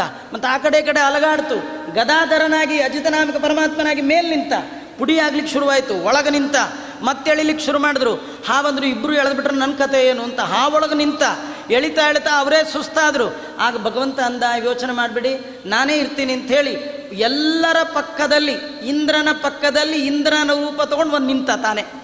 ಚಂದ್ರನ ಪಕ್ಕದಲ್ಲಿ ತಾನೇ ಇನ್ನೊಂದು ರೂಪ. ಎಲ್ಲರ ಪಕ್ಕದಲ್ಲಿ ನಿಂತು ಅವ್ರಿಗೆ ಕೆಲಸ ಮಾಡಿಸ್ದ. ಆದರೂ ಆಗಲಿಲ್ಲ. ಸ್ವಯಂ ಭಗವಂತನೇ ಒಳಗೆ ನಿಂತ. ಅಷ್ಟೂ ಸಾಲಿಲ್ಲ, ಸ್ವಯಂ ಮುಂದೆ ತಾನೇ ನಿಂತಿಷ್ಟೆಲ್ಲ ಮಾಡಿ ಅಮೃತ ತಂದವನವನು. ಅಮೃತದ ನಿಜವಾದ ಓನರ್ ಅವನೇ. ಅವನ ಮೇಲೆ ಇವರೆಲ್ಲ ಸೇರಿ ಏನು ಮಾಡಿದ್ರು, ದೊಡ್ಡ ಬೆಟ್ಟ ಇಟ್ಟಿದ್ರು. ಬೆಟ್ಟ ಬೆನ್ನೊಳು ಹೊರಸಿದವರುಳು ಸಿಟ್ಟು ಮಾಡಿದನೇನೋ ಹರಿ, ಕಂಗೆಟ್ಟ ದಿವಿಜರಿಗೆ ಅಮೃತವನ್ನು ಉಣಿಸಿದ. ಆ ಎಲ್ಲ ದೇವತೆಗಳ ಬಾಯಿಗೆ ಏನು ಗೊತ್ತಾ, ನೀವೆಲ್ಲ ಕಥೆ ಕೇಳಿದಿರಿ, ಎಲ್ಲರ ಬಾಯಿಗೆ ಅಮೃತ ಹಾಕೊಂಬಂದ್ಬಿಟ್ನಂತ ಭಗವಂತ. ಅವರೆಲ್ಲ ಮುಗೀತು, ನಮ್ಗೆ ಸಿಗಲ್ಲ ಅಂತಲೇ ಡಿಸೈಡ್ ಮಾಡಿಬಿಟ್ರೆ, ಬಲಿ ಚಕ್ರವರ್ತಿ ಕಿತ್ಕೊಂಡು ಹೋದ್ಮೇಲೆ ನಮಗಿಂದ ಸಿಗುತ್ತೆ. ದೇವರಂದ, ಕಿತ್ಕೊಂಡು ಹೋದ್ರೆ ಹೋಗಲಿ, ಕುಡಿಯಬಾರ್ದು, ಹಾಗೆ ನಾನು ನೋಡ್ಕೊಳ್ತೀನಿ ಹಿಂದ. ಏನಂದರೆ ಕೆಲವರಿಗೆ ಬೇಕಾದಷ್ಟು ಆಸ್ತಿ ಇರುತ್ತೆ ನೋಡಿ, ಅವನು ಹೆಂಗಿದ್ದಾನೆ, ನೀವು ಇದ್ದೀರಿ ಅಂತಿರ್ತಾರೆ. ಇದ್ರೇನ್ರಿ, ಅನುಭವಿಸೋ ಯೋಗ ಬೇಕಲ್ಲ. ಬೇಕಾದಷ್ಟು ಬ್ಯಾಂಕಲ್ಲಿ ಇರ್ಬೋದಪ್ಪ, ತಿನ್ನೋದೇನು. ಈ ಕೆಲವು ಆಚಾರ ಏನು ಫಿಕ್ಸೆಡ್ ಇಲ್ಲ, ಏನಿಲ್ಲ. ಒಂದಿನ ಪಾಯಸದ ಊಟ ತಪ್ಪಲ್ಲ, ನಿತ್ಯದಲ್ಲಿ ಫಸ್ಟ್ ಕ್ಲಾಸ್ ಊಟ. 85 ಆಗಿರುತ್ತೆ, 90 ಆಗಿರುತ್ತೆ, ಫಸ್ಟ್ ಕ್ಲಾಸ್ ಕಟ್ತಾರೆ, ಹೊಡಿತಾ ಇರ್ತಾರೆ. ಅವ್ರದ್ದು ಆರೋಗ್ಯವ ಲಕ್ಷ ತಂದು ಚಮಚದಲ್ಲಿ ತಿಂತಿರಲ್ಲ ನೀವ ಅವರ. ಭಗವಂತ ಹೇಳ್ತಾನೆ, ತರೋದು ಮುಖ್ಯ ಅಲ್ಲ, ತಿನ್ನೋದು ಮುಖ್ಯ. ಅದನ್ನು ನಾ ಕೊಟ್ಟರು ಉಂಟು, ಇಲ್ಲದೇರಿಲ್ಲ. ನೋಡಿ ಅವ್ರು ಹೆಂಗಾಡ್ತಾರೆ ನೋಡಿ. ಅದೇನಾಯಿತು ನಮಗೆ ಆಶ್ಚರ್ಯ. ದೇವರು ಎಷ್ಟು ದೊಡ್ಡವ. ಎಲ್ಲ ಅಮೃತ ತೊಗೊಂಡೋದ್ರಲ್ಲೇ ಯಾಕೆ ಕುಡಿಲಿಲ್ಲ? ಆ ಕುಡಿಯುವಾಗ ಗಲಾಟೆ ಶುರುವಾಗ್ಬಿಡ್ತಂತೆ. ಕುಡಿಯುವಾಗ ಒಬ್ರಿಗೊಬ್ರು ಗಲಾಟೆ. ಏನು ಗಲಾಟೆ? ನಂಗೆ ಮೊದಲು. ಈ ಕೆಲವರು ತೀರ್ಥಕ್ಕೆ ನಂಗೆ ಮೊದಲು ಅಂತಲ್ಲ, ಆ ಬುದ್ಧಿ. ಅಹಂ ಪೂರ್ವಂ, ನಾನು. ಅದು ಎಲ್ಲಿವರೆಗೂ ಡಿಸೈಡೇ ಆಗಲಿಲ್ಲ. ಕಡೆಗೆ ಭಗವಂತ ಮತ್ತೆ ಮೋಹಿನಿ ರೂಪ ಬಂದು ಆ ಭಗವಂತನ ಕೈಯಲ್ಲಿ ಒಪ್ಪಿಸುವ ಹಾಗೆ ಮಾಡಿ ಎಲ್ಲ ಕಥೆನೆಲ್ಲ ನಾವು ಕೇಳ್ತೀವಿ. ಈ ಕಥೆಯ ಒಳಗೆ ಸಾರ ಇಷ್ಟೇ, ಭಗವಂತ ಸರ್ವೋತ್ತಮ ಅನ್ನೋದನ್ನು ನಾವು ನೋಡಬಹುದು. ಆ ಕಥೆ ಒಳಗೆ ವ್ಯಾಸರೇ ಕಡೇ ಶ್ಲೋಕದಲ್ಲಿ ಹೇಳ್ತಾರೆ, ಒಂದೇ ದೇಶ, ಒಂದೇ ಕಾಲ, ಒಂದೇ ಪ್ರಯತ್ನ. ಒಂದೇ ದೇಶ, ಒಂದೇ ಕಾಲ, ಒಂದೇ ಪ್ರಯತ್ನ ಇದ್ದರೂ ಫಲ ಮಾತ್ರ ವ್ಯತ್ಯಾಸ. ಯಾಕೆ? ಇಷ್ಟೇ ಕಾರಣ. ಭಗವಂತನನ್ನು ಸರ್ವೋತ್ತಮ ಅಂತ ತಿಳಿದು ಉಪಾಸನೆ ಮಾಡಿದ ದೇವತೆಗಳ ಬಾಯಿಗೆ ಅಮೃತ ಬಿತ್ತೇ ವಿನಃ ನಾನು ಮಾಡಿದೆ, ನಂದು ಇದು, ನಾನು ನಂದು ಅಹಂಕಾರ ಮಮಕಾರದಿಂದ ಮಾಡಿದ ದೈತ್ಯರ ಬಾಯಿಗೆ ಬೀಳೇ ಇಲ್ಲ. ಹಾಗಾದ್ರೆ ನಿಮ್ಮ ಬಾಯಿಗೆ ಅಮೃತ, ಮೃತಿ ಅಂದರೆ ನಾಶ, ಅದಿಲ್ಲದ ಅಮೃತ ಮೋಕ್ಷ ನಿಮಗೆ ಸಿಗಬೇಕಾದ್ರೆ ನೀವು ತಿಳ್ಕೊಳ್ಬೇಕಾದ್ದು ತಾನಲ್ಲ, ತನ್ನದಲ್ಲ, ಆಸೆ ತರವಲ್ಲ, ಹಿಂದೆ ಬಾಹೋದಲ್ಲ, ದಾಸನಾಗೋ ವಿಶೇಷನಾಗೋ. ಭಗವಂತ ನಿಂದೇ ಎಲ್ಲ, ನಂದೇನದೋ ಸ್ವಾಮಿ, ನಿಂದೇ ಇದೆಲ್ಲ, ನೀನು ಸರ್ವೋತ್ತಮ. ಇದು ಒಂದು ಕಥೆ. ನಾವು ಮತ್ತು ಚತುರ್ಥ ಸ್ಕಂದ ಭಾಗವತ ನೋಡುವಾಗ ಅದ್ಭುತವಾದ ಒಂದು ಕಥೆ ನಮಗೆ ಕಾಣುತ್ತೆ. ರುದ್ರದೇವರು ಮತ್ತು ದಾಕ್ಷಾಯಿಣಿಯ ಸಂವಾದ. ದಾಕ್ಷಾಯಿಣಿ ಕೇಳ್ತಾಳೆ, ನಮ್ಮಪ್ಪನ ಮನೆಯಲ್ಲಿ ಹೋಮ ಆಗುವಾಗ ಬರಲ್ಲ ಅಂತೀರಿ, ಕರಿದೇ ಇದ್ದವ್ರ ಮನೆಗೆ ಹೋಗಬಾರ್ದು ಅಂತೀರಿ, ಆ ಕರೆಯದ ಹಾಗೆ ಮಾಡ್ಕೊಂಡದ್ದು ನೀವೇ, ಮಾವ ಅಳಿಯನ್ನು ಕರಿದೇ ಇರೋ ಹಾಗೆ ಮಾಡ್ಕೊಂಡಿದ್ದು ನೀವೇ. ಯಾಕೆ? ಅಲ್ಲ, ಅವತ್ತು ಯಜ್ಞದಲ್ಲಿ ಆ ಸಭಾ ಮಂಟಪದಲ್ಲಿ ನಮ್ಮಪ್ಪ ಬಂದಾಗ ನೀವು ಮಾವ ಅಂಥೇಳಿ ಒಂದು ನಮಸ್ಕಾರ ಮಾಡಿಬಿಟ್ಟಿದ್ರೆ ಚೆನ್ನಾಗಿರ್ತಿತ್ತು. ಇವತ್ತು ನಮಗೂ ಇನ್ವಿಟೇಷನ್ ಬರ್ತಿತ್ತು, ನಾವು ಎಲ್ಲರ ಥರ ಹೋಗಬಹುದಿತ್ತು. ನೀವು ಯಾಕೆ ನಮಸ್ಕಾರ ಮಾಡಲಿಲ್ಲ? ನಮ್ಮಪ್ಪನಿಗೆ ಅರ್ಥಾತ್ ನಿಮ್ಮ ಮಾವನಿಗೆ ದಕ್ಷ ಪ್ರಜೇಶ್ವರರಿಗೆ ಯಾಕೆ ನಮಸ್ಕಾರ ಮಾಡಲಿಲ್ಲ? ಬೇಕಾದಷ್ಟು ಕಾರಣಗಳನ್ನು, ಬಹಳ ಒಳ್ಳೆ ತತ್ವವನ್ನು ಅಲ್ಲಿ ರುದ್ರದೇವರು ಹೇಳಿ ಕಡೆಗೆ ಒಂದು ಮುಖ್ಯ ತತ್ವ ಹೇಳ್ತಾರೆ. ಮೊದಲ ತತ್ವ ಏನು ಅಂದರೆ, ನೋಡು ದಾಕ್ಷಾಯಿಣಿ, ಯಾರಿಗೆ ನಮಸ್ಕಾರ ಮಾಡಬೇಕಾದ್ರೂ ಅವರಿಗೆ ಮಾಡ್ತೀವಿ ಅಂತ ತಿಳ್ಕೊಳ್ಬಾರ್ದು. ಗುಹಾಶಯ ಯೈವ ನದೇಹ ಮಾನಿನೇ. ಈಗ ಮಾಡುವವರು ಚಿಕ್ಕವರಿದ್ದು ಮಾಡಿಸ್ಕೊಳ್ಳೋರು ದೊಡ್ಡವರಿದ್ದರೆ ಅವ್ರಿಗೂ ನಮಸ್ಕಾರ, ಅವರ ಒಳಗಿರುವ ದೇವತೆಗಳಿಗೂ, ಅವರ ಒಳಗಿರುವ ಭಗವಂತನಿಗೂ ನಮಸ್ಕಾರ. ಏನು ಗೊತ್ತಾ, ಸ್ವಾಮಿಗಳಿಗೆ ನಮಸ್ಕಾರ ಮಾಡ್ತೀರಿ, ಅವ್ರ ಮುಂದೆ ಹೋಗಿ ಸ್ವಾಮಿ ಭಾಗವತದಲ್ಲಿ ಹೇಳಿದೆ, ನಿಮ್ಗೆ ಅನ್ಕೊಂಡ್ಬಿಟ್ಟಿರ ನಮಸ್ಕಾರ, ನಿಮಗಲ್ಲ ನಿಮ್ಮ ಒಳಗಿರೋ ದೇವರಿಗೆ ಅಂದ್ರೆ ಬಿಡ್ತಾರ? ಅಲ್ಲಿ ಸ್ವಾಮಿಗಳಿಗೂ ನಮಸ್ಕಾರ, ಒಳಗಿರೋ ದೇವತೆಗಳಿಗೂ ನಮಸ್ಕಾರ. ನಿಜವಾಗಿಯೂ ನಾಯಿ, ನರಿ, ಕುರಿ, ಕೋಳಿ, ಕತ್ತೆಗೂ ನಮಸ್ಕಾರ ಮಾಡಬೇಕಂತೆ. ಸಾಷ್ಟಾಂಗ ನಮಸ್ಕಾರ ಮಾಡಬೇಕು. ಯಾಕಂದರೆ ಎಲ್ಲರ ಒಳಗೆ ತಾನಿಪ್ಪ. ಯಾರು ಎಲ್ಲರ ಒಳಗಿರುವ ಭಗವಂತನನ್ನು ನೋಡುವ ಕಣ್ಣಿಟ್ಕೊಂಡಿರ್ತಾರೆ ಅವು ಕೈಯೇ ಬಿಡಲ್ಲ, ಏನೇನು ನೋಡಿದ್ರು ಕೈ ಮುಗಿತಿರ್ತಾರೆ. ಅದಕ್ಕೆ ಸಿಕ್ಕೊಂಡಿರೋದು ಎಲ್ಲ ಕಡೆ. ಯಾಕಂದರೆ ರಾಮ ಪುರಸ್ತಾತ್ ಪರತೋಪಿ ರಾಮೋ ರಾಮ ಪರಂದಿಕ್ಷು ವಿದಿಕ್ಷು ರಾಮ. ಅಲ್ಲಿ ನೋಡಲು ರಾಮ, ಇಲ್ಲಿ ನೋಡಲು ರಾಮ. ಎಲ್ಲೆಲ್ಲಿ ನೋಡಿದರು ರಾಮನ್ನೇ ನೋಡ್ತಾರೆ. ಕಂಡದ್ದೆಲ್ಲ ಕಮಲ ನಾಭನ ಮೂರ್ತಿ. ಅವ್ರು ಏನೇನು ನೋಡ್ತಾರೆ ತದಾಕಾರ ತದ್ಭಿನ್ನ ತದ್ವಾಚ್ಯನಾಗಿ. ನಮಗೆ ನೋಡೋಕ್ಕಾಗದಿದ್ರೂ ಇದಾನೆ ಅಂತ ತಿಳ್ಕೊಂಡು ಕೈ ಮುಗಿದ್ರೆ ಸಾಕು. ನಮಗೆ ನೋಡೋ ಯೋಗ್ಯತೆ ಇಲ್ಲ. ನೋಡೋ ಯೋಗ್ಯತೆ ಅವರೆಲ್ಲ ದೊಡ್ಡವ್ರದ್ದು. ನಮ್ಮದು ತಿಳಿಯೋ ಯೋಗ್ಯತೆ, ತಿಳ್ಕೋಬೇಕು. ಅವರು ದೊಡ್ಡವರಿದ್ದಾನೆ, ದೊಡ್ಡವರಲ್ಲಿ ದೇವರಿದ್ದಾನೆ, ದೇವರು ಎಲ್ಲರೊಳಗೆ ದೇವರು. ಈ ರೀತಿ ಕೈ ಮುಗಿಬೇಕು. ಗುಹಾಶಯೈವ ನ ದೇಹಮಾನಿನೇ. ಯದ್ಯಪಿ ತಾರತಮ್ಯದಲ್ಲಿ ರುದ್ರದೇವರು ಭಾರಿ ದೊಡ್ಡವರು, ಆದರೂ ಮಾಡಬಹುದು. ಯಾವಾಗ ಗುಹಾಶಯ ಇವತ್ತು ಮಾಡಬೇಕಿತ್ತು. ಅದು ಸಂಬಂಧಿಕರು ಮಾವ, ಆ ವಾವೆ ಒಳಗೆ ಭಾರಿ ದೊಡ್ಡವು ಮಾಡ್ತಿದ್ದೆ. ಆದರೆ ನಿಮ್ಮಪ್ಪಂಗೆ ನಂಗೆ ಮಾಡಲಿಲ್ಲ ಅನ್ನುವ ಅಹಂಕಾರ ಇದೆ. ಅವನದು ಕಲುಷಿತವಾದ ದೇಹ. ಕಲುಷಿತ ದೇಹ ಆಗಿದ್ರೆ ನೀವು ಅವನಿಗೆ ಮಾಡಬೇಡಿ. ನಮ್ಮ ಅಪ್ಪಂಗೆ ಮಾಡೋದು ಬೇಕಿರಲಿಲ್ಲ, ಒಳಗೆ ದೇವ್ರಿಗೆ ಮಾಡ್ಬೋದಿತ್ತಲ್ಲ, ಯಾಕೆ ಮಾಡಲಿಲ್ಲ? ಕೆಲವರು ಕಾಯ್ತಿರ್ತಾರೆ ಪ್ರಶ್ನೆ ಇಟ್ಕೊಂಡು, ಟೈಮಿಗೆ ಸರಿಯಾಗಿ ಬಡಿತಾರೆ. ಈ ದಾಕ್ಷಾಯಣಿ ಯಾವತ್ತೋ ನಡೆದ ಇನ್ಸಿಡೆನ್ಸ್ ಅದು. ಹಾಗೆ ನೆನಪಿಟ್ಕೊಂಡು ಕಾಯ್ತಾ ಇದ್ದು ರೈಟ್ ಟೈಮಲ್ಲಿ ಪ್ರಶ್ನೆ ಕೇಳಿದ್ಲು. ರುದ್ರದೇವರಿಗೆ ಸಿಟ್ಟೇ ಬರಲಿಲ್ಲಂತೆ. ರುದ್ರದೇವರಿಗೆ ಸಿಟ್ಟೇ ಬಂದಿಲ್ಲಂತೆ. ಅವ್ರು ಹೇಳ್ತಾರೆ, ನಾನು ಯಾಕೆ ಮಾಡಲಿಲ್ಲ ಗೊತ್ತಾ? ನಿಮ್ಮಪ್ಪನಿಗೆ ಅಹಂಕಾರ ಇದ್ದರೂ ನಾನು ಮಾಡ್ತಿದ್ದೆ. ಮಾವ ಆದ್ದರಿಂದ ಆ ದೊಡ್ಡವರ ಅವಗುಣವನ್ನು ನಾವು ಎಣಿಸಬಾರ್ದು. ನಮಗಿಂತೂ ದೊಡ್ಡವರು ಇರ್ತಾರೆ, ಏನೋ ಸಣ್ಣ ಪುಟ್ಟ ತಪ್ಪುಗಳು ನಡೀತಿರುತ್ತೆ, ಅದನ್ನು ನೀವು ನೋಡಿ ಅದನ್ನು ಎತ್ತಕ್ಕೆ ಹೋಗಬೇಡಿ. ನೋಡಿ, ದೊಡ್ಡವರ ತಪ್ಪು ನಮ್ಮ ಕಣ್ಣಿಗೆ ಬಿದ್ದಾಗ ಅದನ್ನು ಗೌಪ್ಯವಾಗಿಟ್ಟರೆ ಬಹಳ ಪುಣ್ಯ ಅಂತ, ನಮಗೆ ಬಹಳ ಪುಣ್ಯ ಬರುತ್ತಂತ. ಅವರು ಒಳ್ಳೆಯವರೇ, ಏನೋ ಕಾರಣಾಂತರ ಏನೋ ಬೈ ಮಿಸ್ಟೇಕ್ ಒಂದವರಿಂದ ತಪ್ಪು ನಡೆದಿದ್ರೆ ಅದನ್ನು ಊರಲ್ಲೆಲ್ಲ ಟಾಮ್ ಮಾಡಿದ್ರೆ ಮಾಡಿದವ್ರ ಪಾಪ ಆಡ್ದವ್ರ ಬಾಯಲ್ಲಿ ಬಂದುಬಿಡುತ್ತೆ. ಸಜ್ಜನ ಏನಾದರೂ ತಪ್ಪು ಮಾಡಿದಾಗ ಅದನ್ನು ಗೌಪ್ಯವಾಗಿಡ್ಬೇಕು, ಅದನ್ನು ಹೇಳಕ್ಕೆ ಹೋಗಬಾರ್ದಂತ, ಮಹಾಪುಣ್ಯ ಬರುತ್ತೆ. ಆದ್ದರಿಂದ ನಿಮ್ಮ ಮಾವ ಯದ್ಯಪಿ ಒಳ್ಳೆಯವನು, ನಿಮ್ಮಪ್ಪ ದಕ್ಷ ಪ್ರಜೇಶ್ವರ ಒಳ್ಳೆಯವರು, ನಮಸ್ಕಾರ ಮಾಡ್ಬೋದಿತ್ತು. ನಾನು ಮಾಡದೇ ಇರಲಿಕ್ಕೆ ಇನ್ನೊಂದು ದೊಡ್ಡ ಕಾರಣ ಹೇಳ್ತೀನಿ ಅಂತ. ಅದೇನೆಂದರೆ, ನಾನು ಎಲ್ಲಿ ಕೂತಿದ್ದೆ, ನನ್ನ ಎದುರಿಗೆ ಬ್ರಹ್ಮದೇವರು ಕೂತಿದ್ದರು. ಆ ಬ್ರಹ್ಮದೇವರ ಒಳಗೆ ಭಗವಂತ ಕಾಣ್ತಿದ್ದ, ಅವನು ಧ್ಯಾನ ಮಾಡ್ತಿದ್ದೆ. ಹೀಗಾಗಿ ಆಚೆ ಈಚೆ ಬಂದವರು ನನಗೆ ಗೊತ್ತಾಗಲಿಲ್ಲ ಅಂತ ಹೇಳ್ತಾರೆ. ಇದರಿಂದ ಏನು ಅರ್ಥ ಬಂತು? ಧ್ಯಾನ ಮಾಡುವವರು ರುದ್ರದೇವರು, ಯಾರಲ್ಲಿ? ಬ್ರಹ್ಮದೇವರಲ್ಲಿ. ಒಳಗಿರುವವ ಯಾರು? ಅವನಿನ್ನೂ ಸರ್ವೋತ್ತಮ ಅನ್ನೋದು. ಈ ತತ್ವವನ್ನು ಭಗವಂತನ ಸರ್ವೋತ್ತಮತ್ವಕ್ಕೆ ಕನ್ನಡಿ ಹಿಡಿದಂತಹ ಕತೆ ಭಾಗವತದಲ್ಲಿ ಇನ್ನೊಂದು ಅತ್ಯದ್ಭುತವಾದದ್ದು. ಹರಿಪರತರಹ. ಇಡೀ ಸಮಗ್ರ ಭಾಗವತದ ಸಾರವೇನೋ ಎಂಬಂತೆ ಸಮುದ್ರ ಮಥನದಲ್ಲಿ ನಡೆದಂತಹ ಒಂದು ಅದ್ಭುತವಾದ ಕತೆ. ಲಕ್ಷ್ಮೀದೇವಿ ಕೈಯಲ್ಲಿ ಮಾಲೆಯನ್ನು ಹಿಡ್ಕೊಂಡು ಬಂದಿದ್ದಾಳೆ, ವರಮಾಲೆಯನ್ನು ಹಿಡ್ಕೊಂಡು ಬಂದಿದ್ದಾಳೆ. ಎಲ್ಲ ದೇವತೆಗಳನ್ನು ನೋಡ್ತಾ ಇದ್ದಾಳೆ. ಸಂದಣಿಸಿವೆ ದೋಷಗಳು, ಒಬ್ಬೊಬ್ಬರಲ್ಲಿರುವ ಒಂದೊಂದು ದೋಷವನ್ನು ಹೇಳ್ತಾಳೆ. ತನ್ನ ಮಕ್ಕಳ ಕುಂದ ತಾನೇ ಪೇಳುವುದಕ್ಕೆ ಮನ್ನದಿ ನಾಚಿ ಮಹಾಲಕ್ಷ್ಮಿ. ನೋಡಿ, ಇದ್ರೊಳು ನಮಗೊಂದು ಕತೆ ಹೇಳ್ತಾಳೆ. ಯದ್ಯಪಿ ಲಕ್ಷ್ಮಿ ಎಲ್ಲ ದೇವತೆಗಳಿಗಿಂತೂ ದೊಡ್ಡವಳು ಹೇಳಬಹುದು, ಆದರೂ ಹೇಳಲ್ಲ. ಯಾಕೆ? ನಾನು ಹೇಳಿದೆ ಅಂತ ಹೇಳಿ ಅವ್ರ ಹೆಸರು ಹೇಳ್ಕೊಂಡ ಆ ತಪ್ಪು ನೀವು ಹೇಳಿರ, ನೀವ್ಯಾರು ಹೇಳ್ಕೊಡ್ದು ಅಂತ ಹೇಳಲಿಕ್ಕೋಸ್ಕರವಾಗಿ ಯಾವ ದೇವತೆಗಳ ಹೆಸರನ್ನು ಹೇಳದೆ ಅವರಲ್ಲಿರುವ ಒಂದೊಂದು ದೋಷವನ್ನು ಎತ್ತಿ ಎತ್ತಿ ತೋರಿಸಿ, ಅಲ್ಲ ಅದಾದರೂ ಯಾಕೆ ಮಾಡಿದ್ಲು? ಹೆಸರು ಹೇಳಲಿಲ್ಲ ಅಂದಮೇಲೆ ದೋಷನೂ ಹೇಳಬಾರ್ದಿತ್ತಪ್ಪ. ಯಾಕೆ ಹೇಳಿದ್ಲು? ದೇವರ ಉಳಿದ ದೇವತೆಗಳಲ್ಲಿ ಯಾಕೆ ದೋಷ ಹೇಳಿದ್ಲು ಅಂದರೆ, ಈ ಯಾವ ದೋಷವೂ ಇಲ್ಲದವ ಒಬ್ಬ. ನಾರಾಯಣಂ ಗುಣೈಸ್ಸರ್ವೈ ಉದೀರ್ಣಂ ದೋಷವರ್ಜಿತಂ. ಹರಿಪರತರಹ ಆಗಬೇಕಂದ್ರೆ ಎರಡು ಮುಖ, ಒಂದು ಗುಣದ ಮುಖ. ದೇವರಲ್ಲಿ ಗುಣ ಇದೆ ಇಷ್ಟೇ ಹೇಳಿದ್ರೆ ಸಾಲದು. ಯಾಕೆ ಗೊತ್ತಾ? ಎಲ್ಲೆಲ್ಲಿ ಗುಣ ಇದೆಯೋ ಅಲ್ಲಲ್ಲ ಏನಿದೆ? ದೋಷನೂ ಇದೆ. ನೀವು ಗುಣ ಒಂದು 4-6 ಕಂಡ್ಮೇಲೆ ಅಲ್ಲಿ ಒಂದು ದೋಷ ಇದ್ದೇ ಇರುತ್ತೆ. ಹಾಗೆ ದೇವರಲ್ಲಿ ಗುಣ ಇದೆ ಅಂದಮೇಲೆ ದೋಷನೂ ಇದೆಯಾ ಅಂದರೆ ಇಲ್ಲ. ದೇವರ ಒಂದು ಮುಖ ಗುಣಚಿಂತನೆಯಾದರೆ ಇನ್ನೊಂದು ನಿರ್ದೋಷತ್ವ. ಲಕ್ಷ್ಮೀದೇವಿ ಎಲ್ಲ ದೇವತೆಗಳ ಒಳಗಿರುವ ದೋಷವನ್ನು ಯಾಕೆ ಹೇಳ್ತಾ ಬಂದ್ಲು? ಇವರು ಬೇಕಾದಷ್ಟು ತಪಸ್ಸು ಮಾಡಿದ್ದಾರೆ, ಆದರೆ ತುಂಬ ಕೋಪದ ಜನ. ಇವ್ರ ಪ್ರಯೋಜನ ಇಲ್ಲ. ಇವ್ರು ಬೇಕಾಟ್ಟು ಓದ್ಕೊಂಡಿದ್ದಾರೆ, ಏನು ಪ್ರಯೋಜನ ಇಲ್ಲ. ದುಡ್ಡಂದರೆ ಬಾಯಿ ಬಿಡ್ತಾರೆ ಇವರು ಪ್ರಯೋಜನ ಇಲ್ಲ. ಇವರಿಗೆ ತುಂಬ ಧರ್ಮ ಇದೆ, ಆದರೂ ಕಾರುಣ್ಯನೇ ಇಲ್ಲ. ಒಬ್ರೊಬ್ರದ್ದು ಹೀಗೆಲ್ಲ ಹೇಳ್ತಾ ಬಂದು ಹೇಳಿ ಒಬ್ಬ ಭಗವಂತನ ನೋಡಿ ಹೇಳ್ತಾರೆ, ಇದುವರೆಗೆ ನಾ ಏನೆಲ್ಲ ದೋಷಗಳನ್ನು ಹೇಳಿದೆ, ಯಾವ ದೋಷವೂ ಇಲ್ಲದವ ಇವನು. ಅವಳು ಇನ್ನೊಂದು ಅಂತಾಳೆ, ಈ ಎಲ್ಲರ ಒಳಗೆ ಒಂದು ಸಾಮಾನ್ಯ ದೋಷ ಏನು ಗೊತ್ತಾ, ಎಲ್ಲರೂ ನನ್ನನ್ನು ಬೇಕು ಅಂತಾರೆ, ಇದೇ ದೊಡ್ಡ ದೋಷ. ನನ್ನನ್ನೇ ಬೇಕಂತಾರಲ್ಲ, ಇದೇ ದೊಡ್ಡ ದೋಷ ಅಂತಾಳೆ. ನನ್ನನ್ನು ಬೇಡ ಅಂತ ನಿಂತಿದ್ದಾನಲ್ಲ, ಅದೇ ದೊಡ್ಡ ಗುಣ. ಅದು ದೇವರಲ್ಲಿ ಎಲ್ಲರಿಂದ ನಾನು ಅಪೇಕ್ಷಿತಳು. ಒಬ್ಬೊಬ್ಬರು ಒಂದೊಂಥರ.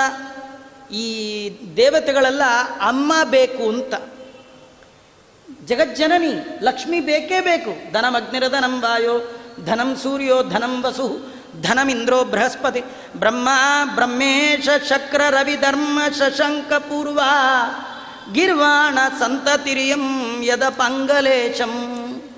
ರಮಾದೇವಿಯರ ಕಡೆಗಣ್ಣ ಕುಡಿನೋಟಕ್ಕಾಗಿ ಬ್ರಹ್ಮಾದಿ ದೇವತೆಗಳು ಕಾಯ್ತಾ ಇರ್ತಾರೆ. ಹೊಸ ಕಣ್ಣು ಎನಗೆ ಹಚ್ಚಲಿ ಬೇಕು ಜಗದಂಬ ವಸುದೇವ ಸುತನ ಕಾಂಬುದು. ದೇವರನ್ನು ನೋಡಬೇಕಂದ್ರೆ ಈ ಅಮ್ಮ ಪರ್ಮಿಷನ್ ಕೊಟ್ಟರೆ ಅವ್ರಿಗೆ ದೇವರು ಕಾಣ್ತಾನೆ, ಇಲ್ದಿರಿಲ್ಲ. ಹೀಗಾಗಿ ಎಲ್ಲ ದೇವತೆಗಳಿಗೆ ಆ ತಾಯಿ ಬೇಕೇ ಬೇಕು, ತಾಯಿ ಅಂತ ಬೇಕು. ದೈತ್ಯರಿಗಂತೂ ಆದರೆ ಒಂದು ಚಾನ್ಸ್ ಮಡದಿನೇ ಆಗಲಿ ಅಂತ ಟ್ರೈ, ಇವ್ರದ್ದೆಲ್ಲ ಅಯೋಗ್ಯತೆ. ಹೀಗೆಲ್ಲ ಎಲ್ಲರಿಂದಲೂ ಅಪೇಕ್ಷೆ. ನಾವೆಲ್ಲ ಮನುಷ್ಯರಿಗೆ ಅವಳದ್ದು ಇನ್ನೊಂದು ಮುಖ ಇದೆ, ಧನ ದುಡ್ಡು. ಲಕ್ಷ್ಮಿಗೆ ಎರಡು, ಒಂದು ಸಂಪತ್ತು, ಇನ್ನೊಂದು ಜ್ಞಾನ.